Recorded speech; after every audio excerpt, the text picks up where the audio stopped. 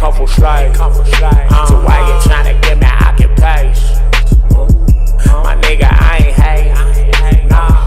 And my nigga, I ain't lazy. But I know hoagies and some cold-blooded killers, rape, and thieves. So why should I be patient? I said he pull crime, cold crime, cold crime, slow crime, slow crime, cold crime, cold crime. Said he pull crime, cold crime, cold crime, slow crime, slow crime, cold crime, cold crime. Said he pull crime, cold crime, cold crime, slow crime, slow crime, cold crime, cold crime. Said he pull crime, cold crime, cold crime, slow crime, slow crime, cold crime, cold crime. Hey, my nigga, I ain't hating, and my nigga, I ain't lazy. But I know everything that they got come from slave. So why you tryna give me occupation? My nigga, I ain't hating, nah. And my nigga, I ain't lazy.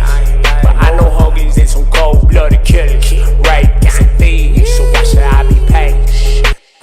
I feel like Babylon and Generation B8 with clear sense, uncommon, can you see straight? Freeze frames by the block in the deep state, deep fake DNA. I'm mobbing with the think tank. Be on the block with the guards where the beats done. What makes it loud for a law, get your beat stung. Freeze frame, make it hard for Bama's roll through. That hating energy get barbecue beef bum. You work a third every day to get the shame. Yeah, we got just like the murderers and rapists that you claim that you clock. So we burn a little sage, then we raid in your spot. Get down, nigga, get your motherfucking ass down. What that motherfucking dope at? Fuck, said he pull crime, cold crime, cold crime, slow crime, slow crime, cold crime, cold crime. Said he pull crime, cold crime, cold crime, slow crime, slow crime, cold crime, cold crime. Said he pull crime, cold crime, cold crime, slow crime, slow crime, cold crime, cold crime. Said he pull crime, cold crime, cold crime, slow crime, slow crime, cold crime, cold crime. Hey, my nigga, I ain't hating, and my nigga, I ain't lazy. But I know everything that they got come from slave. So why you tryna give me occupation? My nigga, I ain't hating, nah. And my nigga, I ain't lazy. But I know hoagies and some cold-blooded killers, rape, and thieves. So why should I be patient? I said he pull crime, cold crime, cold crime, slow crime, slow crime, cold crime, cold crime. Said he pull crime, cold crime, cold crime, slow crime, slow crime, cold crime, cold crime. Said he pull crime, cold crime, cold crime, slow crime, slow crime, cold crime, cold crime. Said he pull crime, cold crime, cold crime, slow crime, slow crime, cold crime, cold crime. Hey, my nigga, I ain't hating. And my nigga, I ain't lazy. But I know everything that they got come from slave. So why you tryna give me occupation? My nigga, I ain't hating, nah. And my nigga, I ain't lazy. But I know hoagies and some cold-blooded killers, rape, and thieves. So why should I be patient?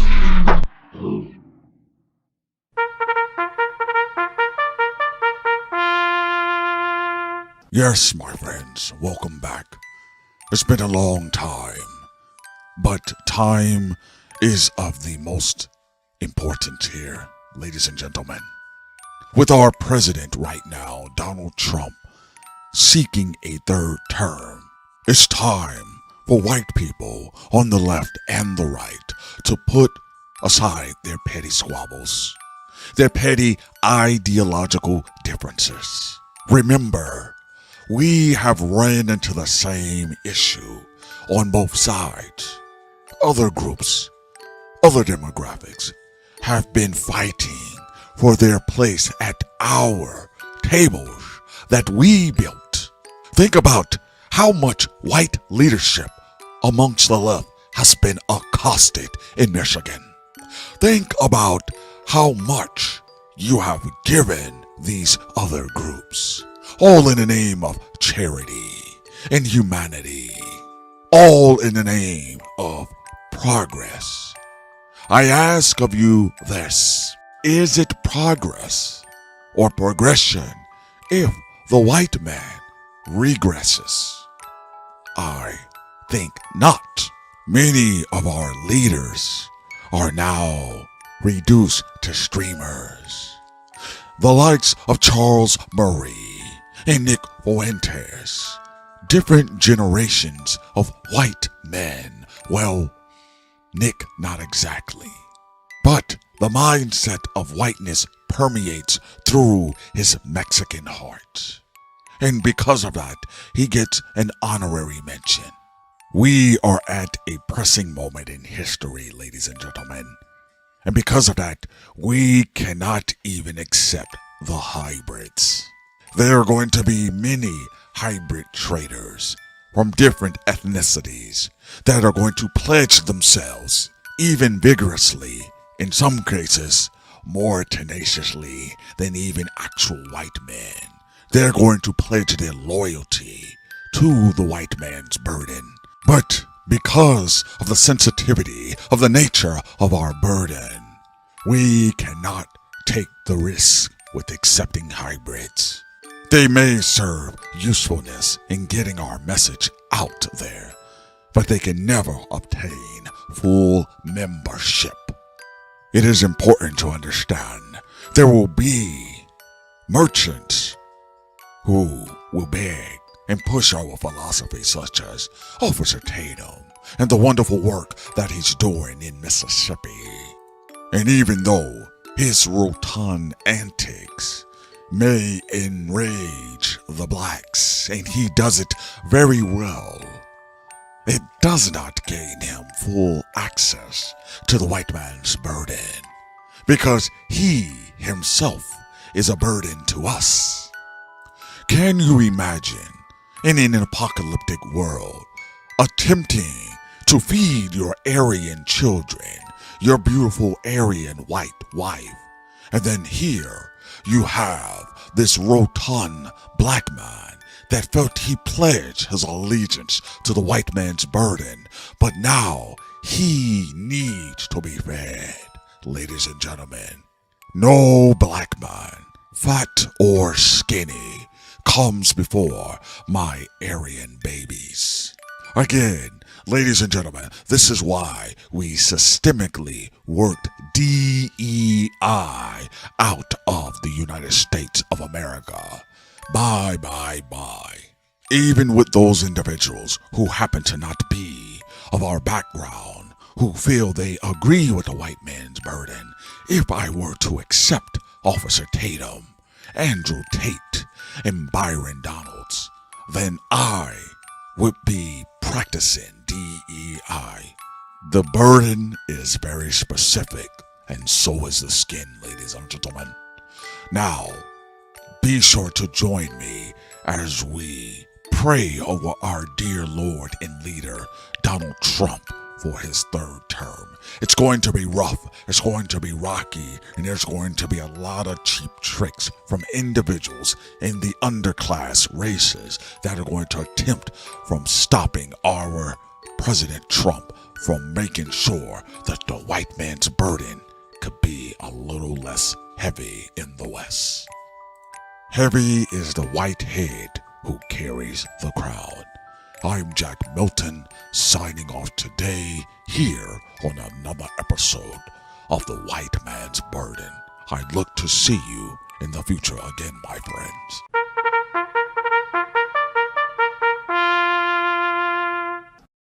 Warning. The Federal Communications Commission has determined the following content to be emotionally harmful. Snowflakes should not view this content under any circumstances, even if supervised by a G.I. Joe, Navy SEALs, Army vet, or someone with good common sense. The views and opinions expressed, including the depictions of persons of color, corrupt politicians, white people with or without a tan, haters who have yet to brush their teeth typing angrily in the comment section with hot breath syndrome, do not reflect any official policy or position of the U.S. government. This program contains graphic language, dark comedy, unique intelligence, creativity, a high credit score, and high blood pressure when triggered. This program has also been accused of racism, violence, misogyny, mansogyny, feminism, MGTOWism, defacement of celebrities, and of course, being a bully. Welcome to Thought Crimes.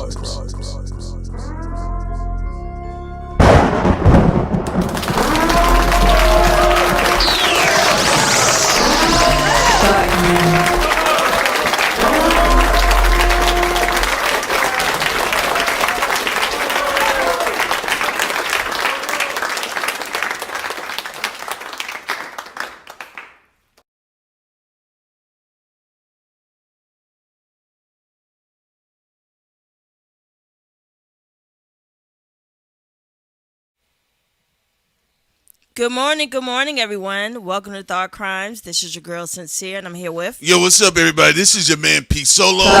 You guys know what time it is. Good morning, folks. And again, apologies to individuals that slid in with our special guest, Jack Milton. Every now and then he comes forward and he kind of drops some information that needs to be talked about. Yeah, Jack Milton is definitely an op. As you can see, he believes that DEI has to deal with black people. He's a part of that Charles Murray crowd. And, he's going to be popping up from time to time and revealing the secrets of the white man's burden.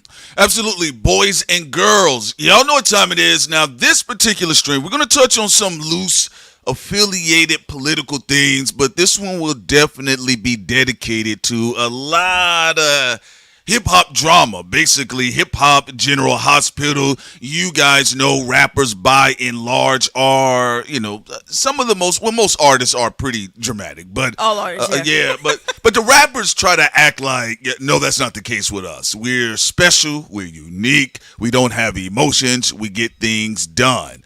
And so with that being the case, we're going to be talking about exactly what happened on September 14th. I believe that is 2018. If you guys remember what happened on September 14th, 2018, it was when Eminem released Killshot. You guys understand Eminem is the greatest rapper of all times. I don't care what you guys talk about. You can bring up Nas, you can bring up Tupac. They're not touching Eminem. According to Interscope. Okay, according to Interscope Records. But yeah, so Eminem, he had dropped Killshot. You guys may be asking, well, guys, why are y'all bringing up Killshot now? What does this got to do with anything? Well, right now, and I watched the entire first day of the trial coverage of Keefe D, and I got to say to y'all, man, they were dropping Reggie Wright's name more than the DJ drop. I'm going to be honest with you. Reggie Wright's name kept coming up by the state and the defense. Reggie Wright's name kept coming up. Now, if Reggie Wright gets arrested, yo, that would be crazy, because Prince and I have been saying for years, like, watch out for Reggie Wright. And Reggie Wright claimed if he go down, he taking Dr. Dre with him. Yeah, he said he's going to be taking some other people. Now, we don't know what that means, but Reggie Wright said, hey, if I go down, a whole bunch of people at the Carters are going down too. But yes, September 14th, which is actually 1 day. This tells you, okay, when we talk about lyricists, this is what I will give Eminem credit for. He is like a stenographer rapper. He can put together different combination bars. He's up there with Tech Nine and them boys. They kind of got their own category. But there are things that are intentionally done, because you guys know the death anniversary of Tupac Amaru Shakur is September 13th. So at the time, this is something we brought up while we was covering the MGK and Eminem battle. We did say it was interesting that Eminem say that, will Diddy admit that he put out the hit that got Pac killed? And then he was like, yeah, Diddy, I love you. But he did it one day after the death anniversary of Tupac.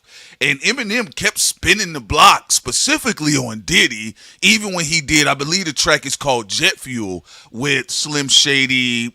I think it's the sequel to the Marshall. No, it's the sequel, Slim Shady 2, Slim Shady LP 2 with Jid on there, who did a good job for the first part of his verse, and then he switched up his flow. Oh yeah, Jid is a tenacious lyricist. Yeah. Himself. Yeah, so, Eminem was still spinning the block on Diddy. Now, when Eminem said, when he was addressing MGK, remember, people forget Joe Budden was in this drama as well. Yeah, Joe Budden said Diddy was his man. Ain't nobody gonna mess with his man. Don't mess with my man. Don't mess with my boy. And, Joe Budden at the time was very adamant and serious about that. But 50 Cent in his mixtape, and what he said, when he was doing this Bigger Than Hip Hop, he mentioned we know who killed Biggie. Yeah. And then you have years later Eminem saying on Killshot, that's when the day Diddy will admit to putting out the hit that got Tupac killed, which is interesting. Is this even going to be ever brought up to trial? Because they're bringing up, footage of Keefe D being dumb enough to say he knows everybody involved who killed Pac, and Pac was doing the Harlem Shake, and he was involved and writing a book and clout chasing on VAD TV and Art of Dialogue. So it's going to be interesting to see, will this come into play at all?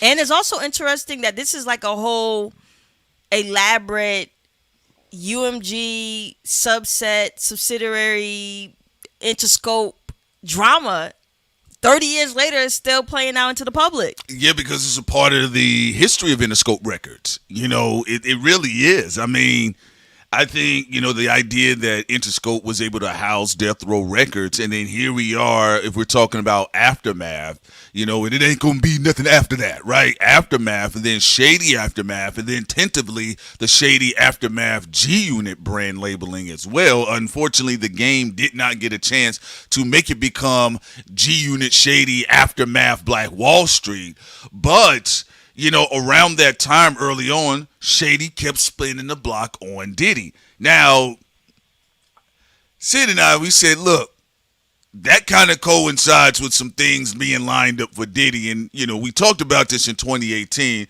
Look for trouble in paradise with Diddy, all right? And the idea that Shady kept spinning the block. Now, are we saying that Shady knew anything specifically? Yes or no. It could be either way.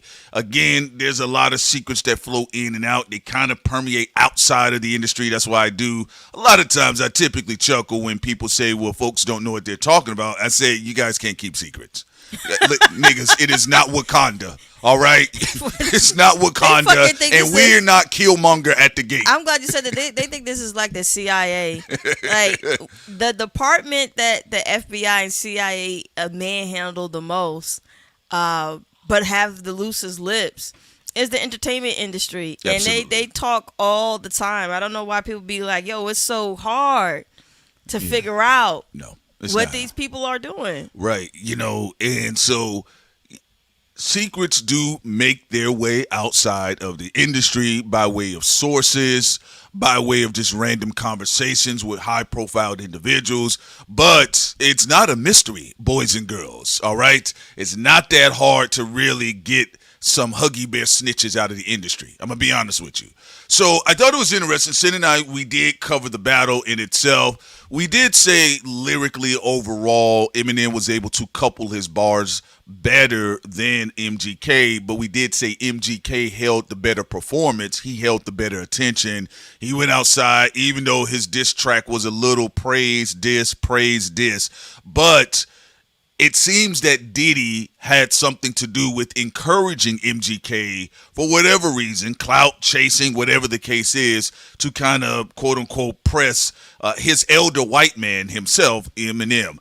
Well, that's an interesting thing because people will say, well, MGK, Eminem had issues before that anyway. Yes, true. That is true. But the handlers in hip hop now, they'll let you know when it's okay for you to go attack a rival or somebody you had issue with. Before, MGK was not allowed to respond back to Eminem. This time around, he was. But when Eminem put out Killshot and MGK had a response, he was told to shut up again. So where's the Illuminati? The Illuminati is running the record labels.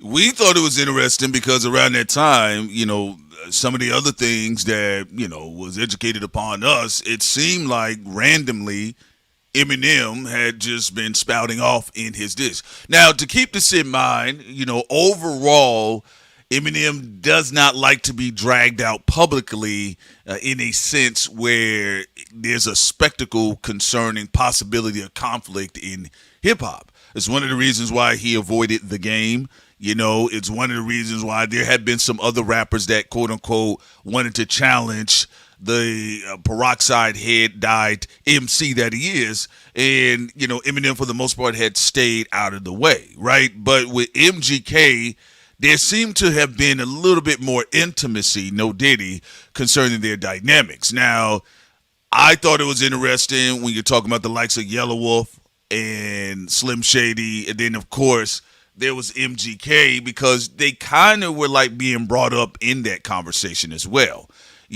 But when Eminem came out and he brought in Diddy, the rest of the hip hop community was like, hey, man, what Diddy got to do with this?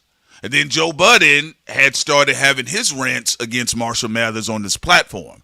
Now, of course, things have changed. Time has passed. And, time has kind of healed all old industry wounds. But with that being the case, Joe Budden did say, don't worry, Diddy had told him he'll handle this himself. All right? Now, people at that time was folks going to get on the phone with the likes of Jimmy Iovine, or people was going to talk to Rosenberg, or whatever the case was. Yeah, because MGK, he claimed that because of Eminem and them, he wasn't able to get on Sway in the morning. I mean, it's not that big of a deal. I mean, I'm not trying to be funny. It wasn't really that big of a deal. All right. I would have walked around. I mean, I agree with you. Like, someone said you can't get on the Breakfast Club or any type of radio station. I'm like, okay, walk around. Walk around, right? His legs were long enough. All right, so M did take his shots at Diddy specifically on Killshot, and again, that's an entendre in itself because he ends with the ultimate kill shot, or one could argue had been the ultimate kill shot in hip-hop, which would be the death of Tupac Shakur, and then, of course, Biggie Smalls, but in this case, Slim Shady couples in his rhymes Tupac, right? And he comes back around on the Slim Shady LP 2, right, part 2, and then he goes in on Diddy again, right? And so that and some things we had been hearing. Again, I understand there's people they're like, well, I work close to artists. I know artists. Like I said, y'all got a lot of Huggies Bear snitches. That's not hard to get, all right? Especially if you know who to talk to. But with that being the case, though, the timing of it was quite coincidental because, in 2024, we see Diddy get his doors kicked in, get his homes raided. All of this invisible tape is taken away. All of this stuff with this library of Alexandria of different celebrities with their butts up in the air, and nothing comes about it for the most part. That information had not been released. Although Sid and I theorize, we believe that information has been acquired, and now those are leverage bargaining tools for those people that have been found to be on some of those tapes. Yeah, I mean, Eminem and 50 Cent is Lethal Weapon 6. There you go. They tag teaming it up. Back to back like I'm Danny Glover. Obviously, Keefe D did not orchestrate the hit. No, clearly not. Clearly not. Yeah. It's still funny that he's Reggie in the Wright, trial. He still don't know what's going on. It's still funny that Reggie Wright is saying he orchestrated it, though. Right, yeah. But no, Keefe D, he knows what's going on to a large degree. I mean, that's why. I mean, he's not the sharpest tool in the toolbox, obviously, going around and stunting and clout chasing off of the death of Tupac and Biggie, which is a lot of what, people in the industry are doing. People who whether knew of the hit, was a part of the hit, partying with the people who accomplished the hit in the industry at the Diddy parties, allegedly. But it's interesting because on Jada, when she was talking to, I can't remember what platform. You're talking about Jada Pinkett Smith. Yeah, when Jada Pinkett Smith was talking to some commentator, YouTuber, she said she would like to know who put out the hit to get Pac killed. I think she was talking to Queen Latifah at the time. It was one of them. I think she was that one. She was talking to Queen Latifah. It was. Wasn't she at that red table? It was it was also the biracial guy. I think the one who he's from the UK. Trevor Noah. No. I mean, No. It's the only biracial guy I know from the UK. Trevor Noah is from South Africa. South Africa. That's the same thing. He's from South Africa. No, forget it. But the whole point is, Jada said she wants to know who put out the hit against Pac. Yeah, it was a hit. Like, I mean, even with everything that has taken place, and insurance policies with cash, this, that, and the third, and look, it seems like, to be honest with you, we'll see how far you're going to get with this Keefe D trial because I watched all of it yesterday. And Reggie Wright's name did come up a lot. Like we told you guys in 2018 and 2019, we said that Reggie Wright situation, that's going to be a situation, and, a lot of smart asses like, well, what y'all talking about? I'm like, you can kind of pay attention and you can actually see, obviously, that there's something going on there. Oh, yeah. I mean, even it's like, it's a situation, y'all. Is this a situation or not? That's a situation. Even back in the day, we told someone to their face that was behind, Gangsters Chronicles. I'm like, I don't know if this is going to end well. There's a lot of loose lips about a case that isn't dead. Yes. And, people try to reprimand us about it. But I'm like, bro, I mean, this is not a good idea. The concept of the show was a great show. But I'm saying, like, certain things being so explicit. Right. Wasn't a great idea. And then also, again, Keefe D, loose lips, crying about Diddy didn't pay him. Bro, you're a criminal who allegedly was contracted to murder an icon legend. Not to say he wasn't without his flaws, but that doesn't mean he's supposed to be assassinated. And you went through with being a part of that contract hit. And now you're crying for sympathy. Nobody gives a fuck about Keefe D's health and all that. We just want to know, snitch on the people who was also a part of it so we can, that's what the audience is interested in. We want to see who is all connected to all of this, and will it be revealed, or will it all ends and stop with Keefe D? Now, Diddy's name did come up around that time, and what they were saying is that the Southside Compton Crips were acquired to play the role of security because Diddy feared the Pyrus, right? And that's pretty much what Death Row Records, at least the label head, was tied to directly. Now, I saw people online, they was like, Crips ain't got no leaders. I said, how do you explain Big U? I think a lot of times, instead of being in observance of evidence that's presented, I think sometimes what happens, especially in the commentary space, rap coverage, rap, homicidal raps, all this other stuff, people themselves set out to just try to disprove everything that's coming down the lane, and I'm going to be honest with you all, you're not going to be able to do that because realistically, Keefe D have been invited behind the scenes to a lot of parties. Keefe D, from what we heard, for a minute, he kind of ran on that clout that I smoked, or at least I was in the car that smoked Tupac. Yeah, that was a celebrated trophy for him for a minute, and, now, being on the internet, people were saying like, okay, that was stupid. And, why is he clout chasing? Folks, we just telling you from what we understood before, what we know as social media today. For the longest, Keefe D at parties was talking about, how they killed Tupac. And it was known for a long time, even in death, Keefe D has a hatred for Tupac. Yeah, as they played the recordings in the trial. Go ahead, Sid. You allegedly didn't get your money. Tough shit. It's a dirty game. And also, Brandy Kane is in the building. Make sure y'all support Brandy Kane, her music. She's a dope-ass MC.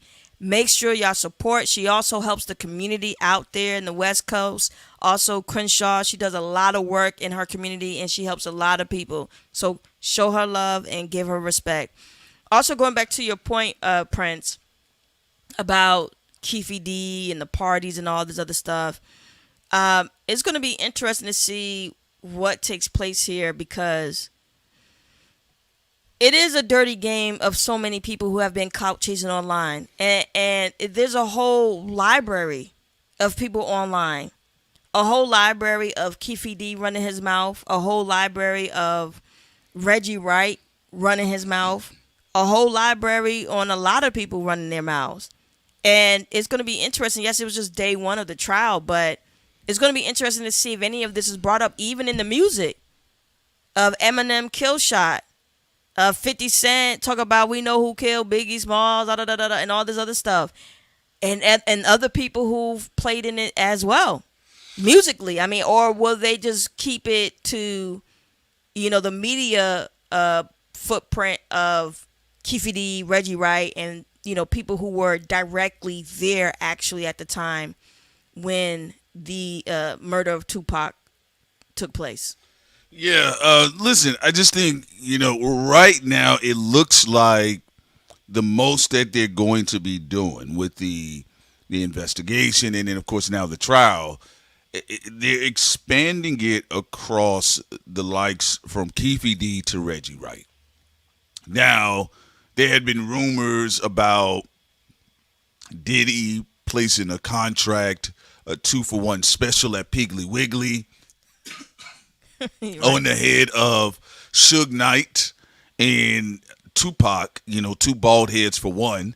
And, the rumors had been circulating that Suge Knight may have orchestrated the hit of Biggie Smalls. Suge Knight had came out, in several interviews. He said that I didn't do that. He says, if anything, I was going to try to sign Biggie Smalls because from his point, what he alleged is that he knew that Biggie Smalls was in a pretty bad contract. So, and people also allege that Diddy did go to the Godfathers. Yeah, people speculate that Diddy put out the hit, including 50 Cent and Eminem, but people have yet to show evidence that Diddy put out the contracted hit towards Tupac and Biggie. And if one would find that evidence, it would show that it doesn't lead or end or start with Diddy. It also would probably bleed over to the Godfathers that he went to seek, let's say, their blessings. Because remember, the execs who are above the Diddys and the Pacs and the Biggies, there are allegations of them being involved to some degree or giving blessings. Now, so the prosecution had argued that Dwayne Davis was the mastermind of the shooting, to avenge the casino brawl that had taken place with his nephew, Orlando Anderson. Now, of course, it has always been in hip-hop mythology that Orlando Anderson was the shooter. Of course, you guys know Orlando Anderson is dead. He died in an unrelated event, like a shootout, I believe, at a car wash. And the whole rule in the streets, dead men tell no tales, or place it on a dead man. That has always been the case. Now, because the beating with Orlando Anderson was so bad that they said that his shoulder had been in a sling, and it was actually his shooting arm. So, some people had contested, like, bro, there's no way that he would have been shooting from that sling, and his shoulder, I believe, was dislocated at the time. So the prosecution had argued that and stated that Davis did not pull the trigger himself, but obtained the gun and rode in the white Cadillac and armed the shooter. So they were saying that he had got the gun, and they highlighted Davis's own record confession, media interviews, and his memoir that I didn't get a chance to read, but I might look into it. His memoir where he detailed organizing the hit. Now, this is the defense working on the behalf of Davis. They urged the jury to focus on verifiable physical facts rather than sensational stories. Hard to do when Keefe D is out here sensationalizing the story for like 30 years. Well, that's why I said that's the part that's going to be difficult to try to make that call on. Yeah. On that, when a lot of the people who were involved in the killing of Tupac allegedly are also clout chasers and sensationalists themselves. Also, D said, I don't know if anyone remember, but 7 days before Killshot, M was sitting and playing a game on the socials, and the background music was from Machiavelli, and the 7-day theory suggested he dropped. Now, who said that again? D said that. Shouts out to D. You know what, D? Thank you guys for those individuals that have a strong hip-hop memory in the think tank. You reminded me, I do remember that. And the Killshot era is a very important era because it kind of overlapped with things that Sid and I had heard. And so clearly, again, higher ups in the industry understood Diddy was to go down for something. He was going to go down. He was going to have the doors get kicked in somewhere. And ironically, some of it had been rumored it could be from Tupac. Now, one of the things that was put out there, with different folks and everything like that, at least for Sin and I, they said that, you may see a cold case get reheated up again, and that, Diddy will find himself in a lot of legal wrangling and behind bars. And again, to you all's point and your credit in the chat, that was actually an angle Eminem aggressively took during his battle against MGK, which is why we're revisiting this one more time to remind folks that was actually a very interesting, ominous battle, at least on the end of Eminem, because I actually felt Eminem was a lot more sinister than MGK. I think MGK was kind of being a silly dolphin during the battle. MGK was just only focusing on Eminem. He was just focusing on Eminem. Yes. Like, yo, you a father to me musically in hip hop. You're the GOAT, and now I have you in the scope. Another Interscope bar. With Eminem, he felt that Diddy was putting a battery behind MGK's back, and so he said, "I'm gonna aim for the head." So he said, "You got me in the kill shot. You think that you're in my kill shot is really Diddy." So it's like a false flag. Yes. The false flag is MGK. Yeah, this is the kill shot. The kill shot is really to Diddy, at least how it comes off in the song. Mm-hmm. Because that's the thing that people are going to care about the most. That's going to keep living on. Like, whether people felt Eminem or MGK won, whether it's the vibe, swag, or energy, or the hardcore lyricism, blah, blah, blah, blah. The thing they're going to really focus on beyond all that, beyond Eminem and MGK, is what Eminem said about Diddy. And also, remember, Diddy has a relationship with Jimmy Iovine as well. People forget that. When, again, people who get mad at new media, again, y'all fault that y'all drama spill into the internet. Stop crying about new media. But we saw that when Dawn Richards, when she said Dirty Money came into the office or something with Jimmy Iovine over there with Interscope, and she was with Diddy, and Jimmy said they're ugly. He said these two women are ugly, according to Dawn. And that's when Diddy, he didn't stand up for them. He just went and said, we're going to have to fix y'all up. Y'all here, y'all look, we're going to have to make y'all look the part, because Jimmy said, y'all ugly. Pretty much. I mean, like, that's what Dawn said. Like, it's crazy, but it's crazy because we that was Diddy's last musical high. But go ahead, Tim. But here's the interesting part. Yes. The higher ups, it's not like they really care about Tupac, because they didn't. No. If Diddy did put out the contract hit on Tupac and Biggie, the other guys, the white and Jewish execs, the black execs, many of them did not care. So why, it's not something that Dr. Dre is crying about. No. So why is Eminem and 50 Cent invested in this? Well, we know why 50 Cent is. Yeah, 50 Cent literally had, allegedly, people he cared about got caught up in the Diddy machine. Mm. And he put out the Diddy Netflix documentary, so we know why 50's invested. And Eminem, besides the fact of MGK at the time being signed to Bad Boy going after Eminem, why is Eminem invested in this, or was invested in this, from your opinion? As Eminem's spokesperson, no, I'm joking. Listen, I think, for the most part, Eminem has Tupac has a huge influence over Eminem's career, right down to the split monikers. All right. He has a huge influence over Slim Shady's career. From my perspective, I mean, we haven't seen him give an interview or anything like that. I think he was just chilling until it looked like Diddy encouraged MGK to kind of get saucy with him. And at the time, Slim Shady, Eminem did say he didn't really want to be bothered with a battle. He didn't want to be bothered with MGK. He didn't, from his perspective in his lyrics, especially with Killshot, his whole angle is, I don't care about you. Then right? why at the end of Killshot he go, I'm just joking, Diddy. You know I love you. He don't love Diddy. All right? He's a Libra. I don't feel Yeah. I don't feel that Eminem is doing this just because of love for Pac. I think a lot of people hide behind that, because if that's the case, allegedly, according to Suge Knight, Interscope Records had salty energy to some degree against Pac as well. You know, I mean, just because there's an incentive, he was signed, you know, over there, and so people made a lot of money off of him.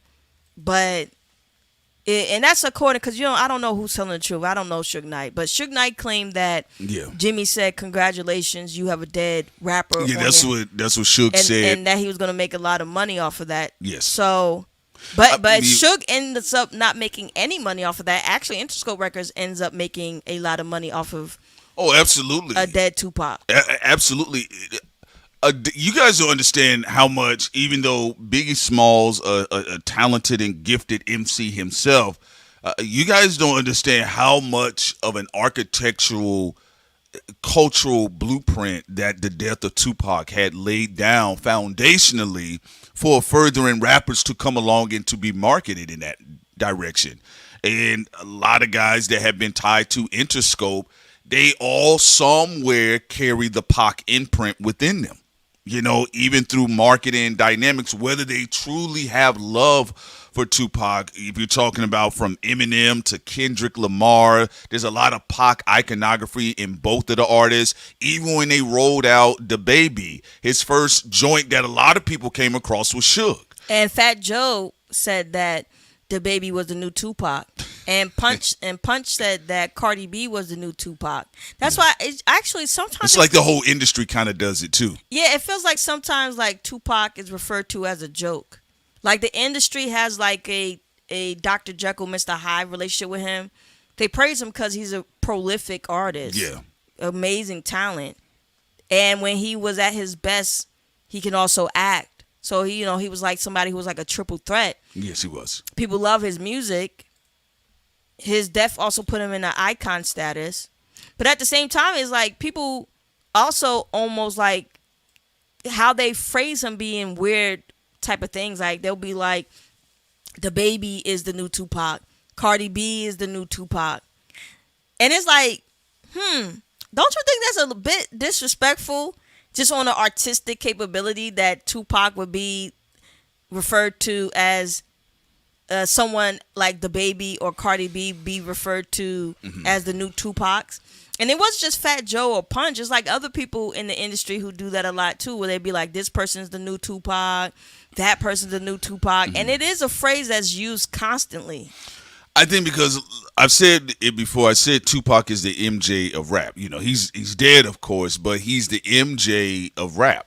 And think about, when they marketed Kobe, who ended up being a very promising, successful, and legendary talent himself, but they still called him Hair Jordan, all right? They call a lot of different guys the next MJ. They did it to LeBron James. They did it with Vince Carter. They did it with the entire N1 class. And I think that made more sense, though. That goes with... it does, but nothing makes sense. That Cardi B, The Baby one makes zero sense. But nothing really makes sense in rap, though, Sing. You know that. Nothing really makes sense in rap. But yeah, I get what you're saying. But nothing really makes sense. I just think it's a marketing ploy. It's also to cause conflict. Because we know that Tupac and Cardi B literally don't have anything in common other than that they're native New Yorkers. If we're talking about artistically speaking. Yeah, because I would say your point is a great point about like Dr. Dre. After Dr. Dre, we get Michael Jordan. Yes. And then we have the N1 era that's really heavily influenced by Michael Jordan. Yeah. Those people and those names made sense. With Cardi B and the baby, it don't make no sense. Shouts out to KJ Forever. Super chat says Moon is the new Tupac. We appreciate you for sure. Yeah, the reason why we bring it up because you got to go back to like, particularly with overall, like if you look at the theme of Interscope Records, one thing that Jimmy Iovine was able to be a mastermind of is that it was a Spawn Carnival House. If you're talking about 9 Inch Nails, if you're talking about Marilyn Manson, and then all of the freak show at Death Row Records, because Death Row Records was a giant freak show. You get what I'm saying? All types of craziness, And I know to some degree we racialize a lot of stuff just in American culture, not just us black folks, but it's what Americans typically do. But if you kind of keep in the theme of what Interscope Records was doing around that time, it was a freak show of different circus acts that grabbed attention. Also, West Doc brought it up again when Juicy said he the gay Tupac. That shit was funny. I'm the gay Tupac. The industry after me. He did say he was the gay curly-headed Tupac. We got 2 super chats, Prince. All right, shouts out to D-Zone. Shouts out to Diesel, too, by the way, says the I'm just playing Diddy, I love you line is sarcastic. He said it another time at the end of I'm Back. Oh, yeah, you right about that one. Shouts out to you, DZ. Also, Innovator J says here, continuing on, says Tupac had way more enemy than friends with the rap game and the execs. That is exactly true. Pac made it hard for average artists and hard for execs who only wanted rappers to talk about dumb shit. Yes, because something we brought, and I'm glad you said that, Innovator. Shouts out to y'all. We appreciate both of you all, too, by the way. Brian, remember it was a long time ago, like at the beginning when we first started Go ahead, we first started Thought Crimes, and we talked about how the difference between everybody in the playpen who pretended to be, talk about this energy. Yes. Pac was trying to get the East and the West and all this stuff to be one because he wanted to go and compete with the execs. True. And he kept saying that. Even there's a famous, I think, small conversation they had where, he was talking about his enthusiasm about Death Row East and all this other stuff. Yeah. And saying how he wanted him and his crew to be able to go up against the execs and be able to compete with the execs, and this is something he was getting on his East Coast competitors at that time / frenemies, when he was saying he didn't like how Diddy, Nas, this is just what he was saying back then, Nas, all these people, he splashed a little bit at Jay-Z, but he said all of them were trying to be Italian mafioso guys. Tupac said, we got our own sets, even though, you could talk about the flaws, but he was like, our own sets should come together and be able to compete with all these other underworld competitors instead of letting them tell us what to do. He said, we make the most money out of any of them right now. And no one ever talks about this, mostly about the execs in the background. Everybody always talking about what, deservedly so, at least Diddy, because he may have put out the hit. But everybody else from behind the scenes, the execs are never brought up at all. Well, also, I want to get back to that, and I'll say this to Innovator Jay. It says here, but the smartest thing Diddy did was not talk about Tupac throughout the years. I believe Pac Ben got rid of it. Okay, I believe Pac Ben got rid of any evidence linking him to Pac's murder. I think that was a typo. Okay. I guess you meant Diddy's, but thank you, Innovator Jay. We appreciate you. I want to go back to what you said here concerning Tupac, and let's talk about the cultural moves that never came to fruition. Now, I do typically bring this up, and I don't know, shouts out to Art of Dialogue, and maybe Art can ask Napoleon more so about this because, Art is officially definitely a part of history now because, being brought up during Tupac's trial is crazy. But the reason why I want to bring this up here, people forget about, one of the conversations, Hussein Fatal, again, one of the remaining members of the Outlaws at that point, it was a few, it's like 2 of them left, I believe. one of the last remaining members of the Outlaws around that time, who died in a car crash in New Jersey. All of them boys were originally from New Jersey, but he did give an interview. You can find it online. He gave an interview, and he said that Tupac was going to make amends specifically with Biggie Smalls, because he said that Biggie Smalls was, as the words of Hussein Fatal, you can find the interview up, I'm not making it up, but he said that Biggie Smalls was his brother and he needs to talk to him directly, because he feels Biggie Smalls angling in the situation was much different than the likes of Diddy. And in fact, if you listen to the Machiavelli album, yeah, Tupac is still mocking Biggie, but his focus becomes more so on Diddy and Jimmy Henchman. Well, and also, to be fair to Biggie, early on in Tupac's career, Biggie did warn him about certain people. He did. And Tupac... Paul, don't roll with them.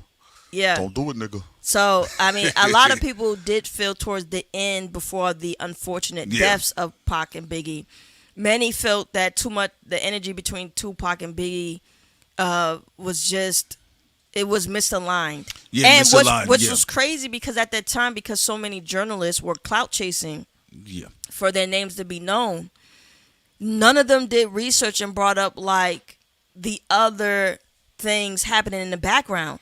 They actually played up the Tupac and Biggie angle the most. They didn't talk about the executives behind the scenes. They didn't talk about back then when they said East Coast versus West Coast. They left out the execs. They didn't talk about all the other characters that were in play in this, and they just focused all of hip hop media, all the hip hop journalists. They just focused on Tupac and Biggie. And it was crazy. Sounds like 2024. But with that being the case, yes, Haitian Jack, yes, shouts out to you, Iman, in the chat, and then, of course, Jay-Z. But here's the thing about the Machiavelli album, 7 Day Theory. Here's the incredible thing about that album, is that it was originally a mixtape, which is why it's so raw and unfiltered. If you really think about it, go back to All Eyes on Me, a classic album, although some of the songs, just only 2 of them, I feel is a little repetitive, but it's a classic album, right? But the album is a lot more polished, right? And I think they said Tupac and, the Death Row cohorts, I think they put that album together in like 2 weekends or something crazy like that. 24 songs, 26 songs, right? But if you listen to the 7 Day Theory album, it's a lot more raw. It's a lot more unpolished, because it was supposed to be a mixtape. And Tupac was going to drop it that year, 96, had he lived. And what ended up happening is that he got killed, and they scrapped the mixtape idea and they repackaged it as a posthumous album release, which is why Tupac becomes the first rapper or the first artist to have 2 #1 albums in the same year. The second rapper would, of course, be the late, great DMX, right? And so, to the point, though, like you stated, saying, yes, around that time, people were simply focused on the actions of the rappers, which could be manipulated. Even the rappers could be dumb and think like what the media is putting out could drive the narrative or their actions. But behind the scenes, there was a lot of crazy, greasy shit going on with the execs. Yeah, we see it in hip hop media right now. Like, none of the journalists are really talking about the meat and the potatoes of things. Even we're gonna have Tommy Dorfman on our show again with Live Nation. Shouts out to Tommy, yeah. This Live Nation situation is a big deal. And it's like it is like a repeating situation where you would think hip hop journalists will go deeper to the execs, the money plays, all this type of stuff that's getting ignored. And even back then, the same thing was happening where it's just Tupac, just Biggie, the execs not brought up, no conversations there. It's a lot of things that were skipped over that had dire consequences. And in media, it did lead to hip hop media being dumbed down a lot. Yes, it did, absolutely. Hip hop media is dumbed down to petty squabbles and people arguing with each other and people, clout chasing and all that. And then unfortunately, seemingly it seemed like a lot of the hip hop journalists are brought up because they're like in people's camps all the way. So, people are living it up. They live in a good life, which is good on them. But none of the real conversations are being had because they just keep ignoring it. To all my journalists that be living it up, we say. Also, shouts out to Victory Status here. Victory Status continues on. It says, isn't California Love the olive branch to Biggie? It could have been, but California didn't really necessarily feel that way. And it was 6 months after Tupac had gotten killed. I like California Love. I think it's a classic Fat Boy track. I love the instrumentation and the concept. But if I'm a territorial nigga that's being played by media, I would think California Love is an insult. You get what I'm saying? Because people were kind of saying around that time, and I had family members that dealt in and out of them spaces as well. They felt Biggie Smalls was kind of stunting on Cali at the time, which was misinterpreted as that as well, because a lot of hip hop media in that old grand age of like the magazines and some of those write-ups online, because there was like parts of the write-ups of the internet online, but it was kind of like proto phase, beta phase, but they were still flaming the fuels, and it did not help that Biggie Smalls at that time, after Tupac had died, he freestyled Long Kiss Goodnight. Now, Busta Rhymes is an incredible MC. Jadakiss is an incredible MC. Sheik Luke is an incredible rapper. And so is Styles P, my favorite member of D Block. But if you listen to Biggie Smalls do the acapella freestyle of Long Kiss Goodnight at the radio station, it sounds like one of the original iterations of Smoking on a Pac Pack. And a lot of people at that time in Cali took offense to it, even though a lot of the East Coast A-alikes tried to say, oh, he isn't dissing Tupac. But, like we said, Long Kiss Goodnight is a very dark track. Also, JS says, I think y'all mean going back to Cali by Biggie, not California Love. Thank you, JS. Oh, California Love. I'm sorry. Thank you. You meant, okay, JS meant, my bad. Switch of the words. Still, the point stands. Just switch it out from California Love to going back to Cali. Now, with that being the case, though, again, if you were listening, who was the radio host? Y'all remember at the time? It was somebody shout y'all out in Cali, but it was somebody there that gave an interview after Biggie Smalls had passed. And they were in the room when Biggie Smalls did Long Kiss Goodnight freestyle. And they said people were very angry, right? So what we're saying here, to Sin's point that she brings up, and the same thing that I'm saying here as well, like history is in its own way, at least on the media hip-hop end. It's rhyming. It is rhyming. Because people, commentators and journalists, both are Right. only picking sides of who they like or who feed them. Even like when Ebro said, you ain't feeding me, so I'm going to do this. Right. I mean, then why can't just all of y'all just admit that? Like, what's happening right now in hip-hop media, it's being carved out in different teams. Mm-hmm. So it's carved out, for people who are over there with Rock Nation, over there with OVO, over there with TDE, so on and so forth. And so because of this, it doesn't really leave that much room for people who are just really interested in talking about the different stories and conversations in hip-hop in general. Mm-hmm. And people can't say being closer to the source give accuracy, because when Tupac and Biggie was murdered, who was close to the source who was given 100% factual information? Nobody was. People was trying to get out of the line of fire. Mm-hmm. People still wanted to go move on and make their deals. And this is also what you see in hip-hop media right now. People telling half-truths and all this stuff, or just playing for a particular team and not talking about the entire situation. Like, Nicki Minaj's husband, allegedly, his situation is going to trial. You have Beyonce, who has lawsuits as well. You have a lot of things that hit all these characters on the, again, anti-Rock Nation side and pro-Rock Nation side. But a lot of these stories fall through. And then also when people try to do their due diligence to even break down the albums, like the good albums that was created by Kendrick Lamar with GNX, with J. Cole, The Fall Off, and then also with Drake with Iceman.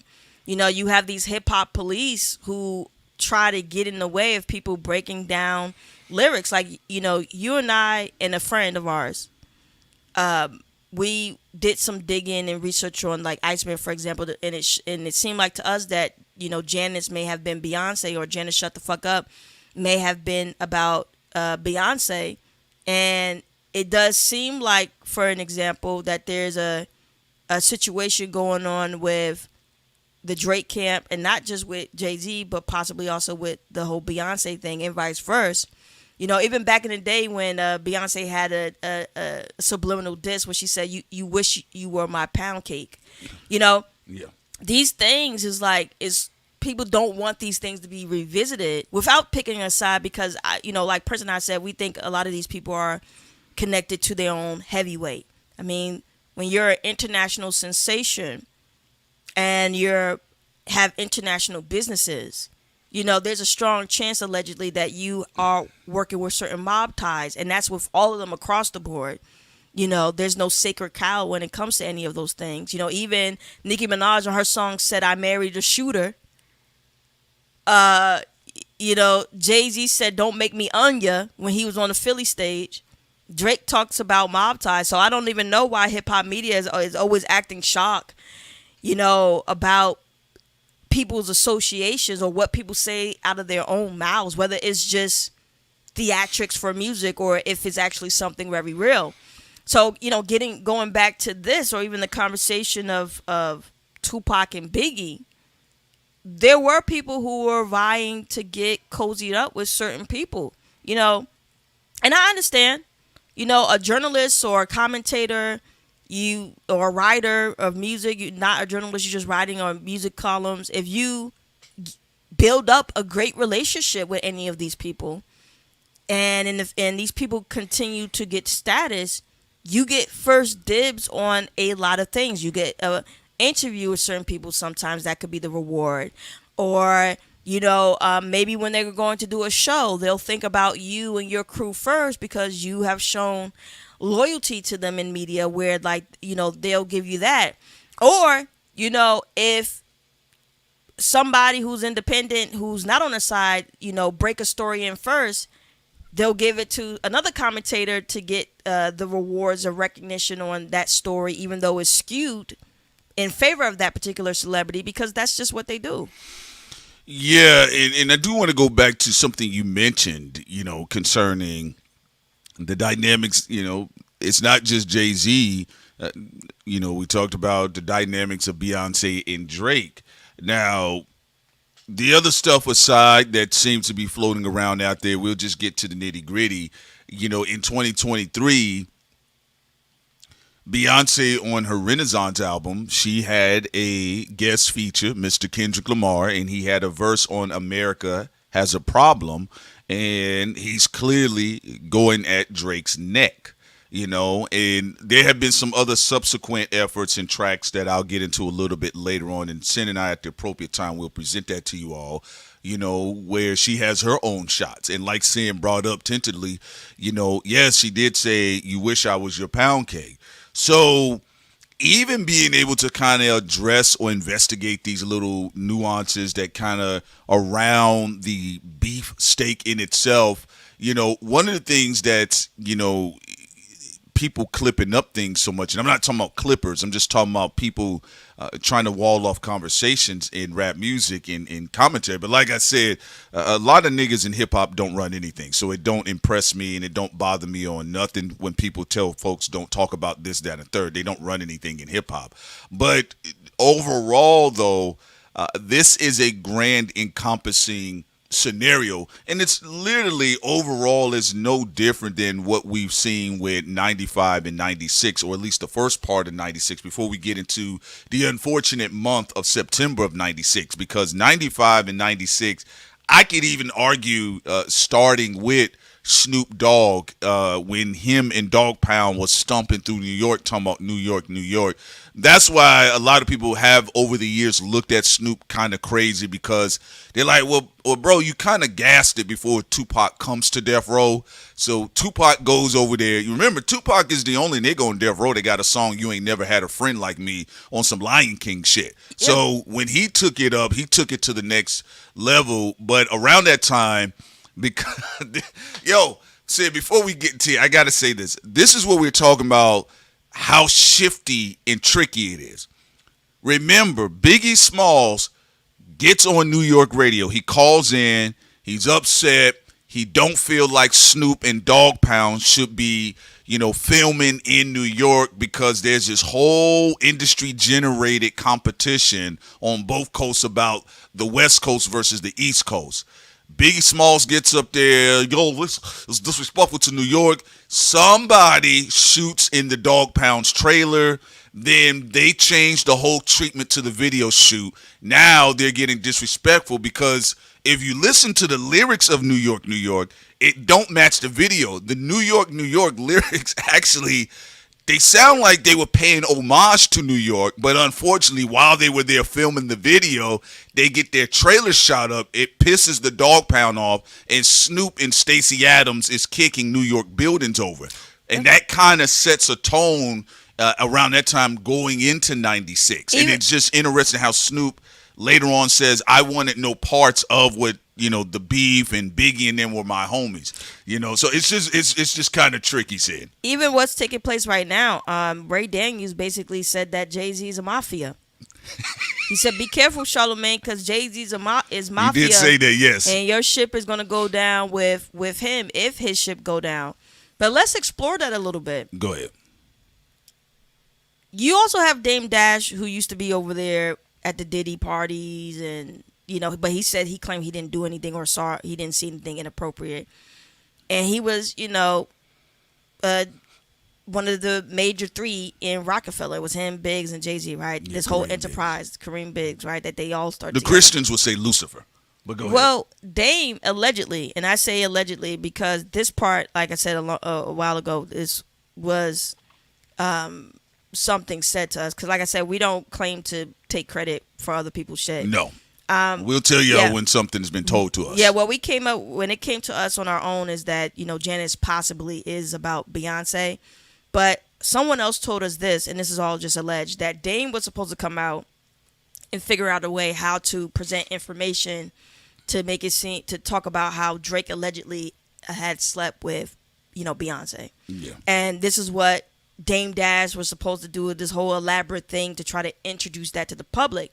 And the reason why I'm bringing that up again, because Prince and I already said this on our Patreon, and we already brought it up before to everyone, is because Ray Daniels is he's taking photos and videos and showing himself aligned with Dame Dash. And the reason why this is important, and we're going to get to the super chat after this point, this is important because it's to remind the audience, when people are trying to sway y'all to go against new media, just remember that new media is not doing this. I mean, this is people in the industry. These are people's beefs with each other that it spills. Yes, and it's then old. People from the industry, they have the good cop, bad cop. So the good cops say, we need to just focus on the music. All this tea, all this gossip, all this drama. Right, this has nothing to do with the music. And it's like, wait a minute, guys and ladies. How are you saying this when those same people you're trying to defend and say just talk about the music are talking about the drama? Yeah. Ray Daniels is a part of the industry. Charlamagne is a part of the industry. All these people's the music, Whacked Out Merles, GNX, yes. The Fall Off, 39 intro. They're trying to put my head in the news. Iceman, Firm Friends. These are things that they themselves are putting out. So how are you going to it's in the music, it's in the industry commentary. So it's like, at this point, what the hell are we even really talking about? Well, also, and I'm going to get into that. Innovator J says here, Drake and Beyonce been beefing. People forget Drake tried to steal Beyonce's house music sound by dropping Honestly Nevermind before Renaissance. And then, if I recall, he dropped Honestly Nevermind on Kendrick Lamar's birthday. So keep that in mind. He could have been simply responding back to when Kendrick had that verse, I believe, on Renaissance, because a lot of times artists in the industry can kind of hear or words float around that, hey, such and such may be throwing some shots at you. Can you might explain wanna that so people don't get confused? Ready. What Prince So- is talking about is artists hearing tracks before they come out. You want to explain that again, because that happens a lot in the industry. Yes. Oh, yeah. There's a thing where if an artist or information it gets around, because people could be using similar producers or folks or in different group chats with each other. That's why I said a lot of times when, I see industry niggas getting, I'll say veterans and people that really are tied to it, because you got guys that are industry adjacent. You got guys that work in both spaces. They don't really care.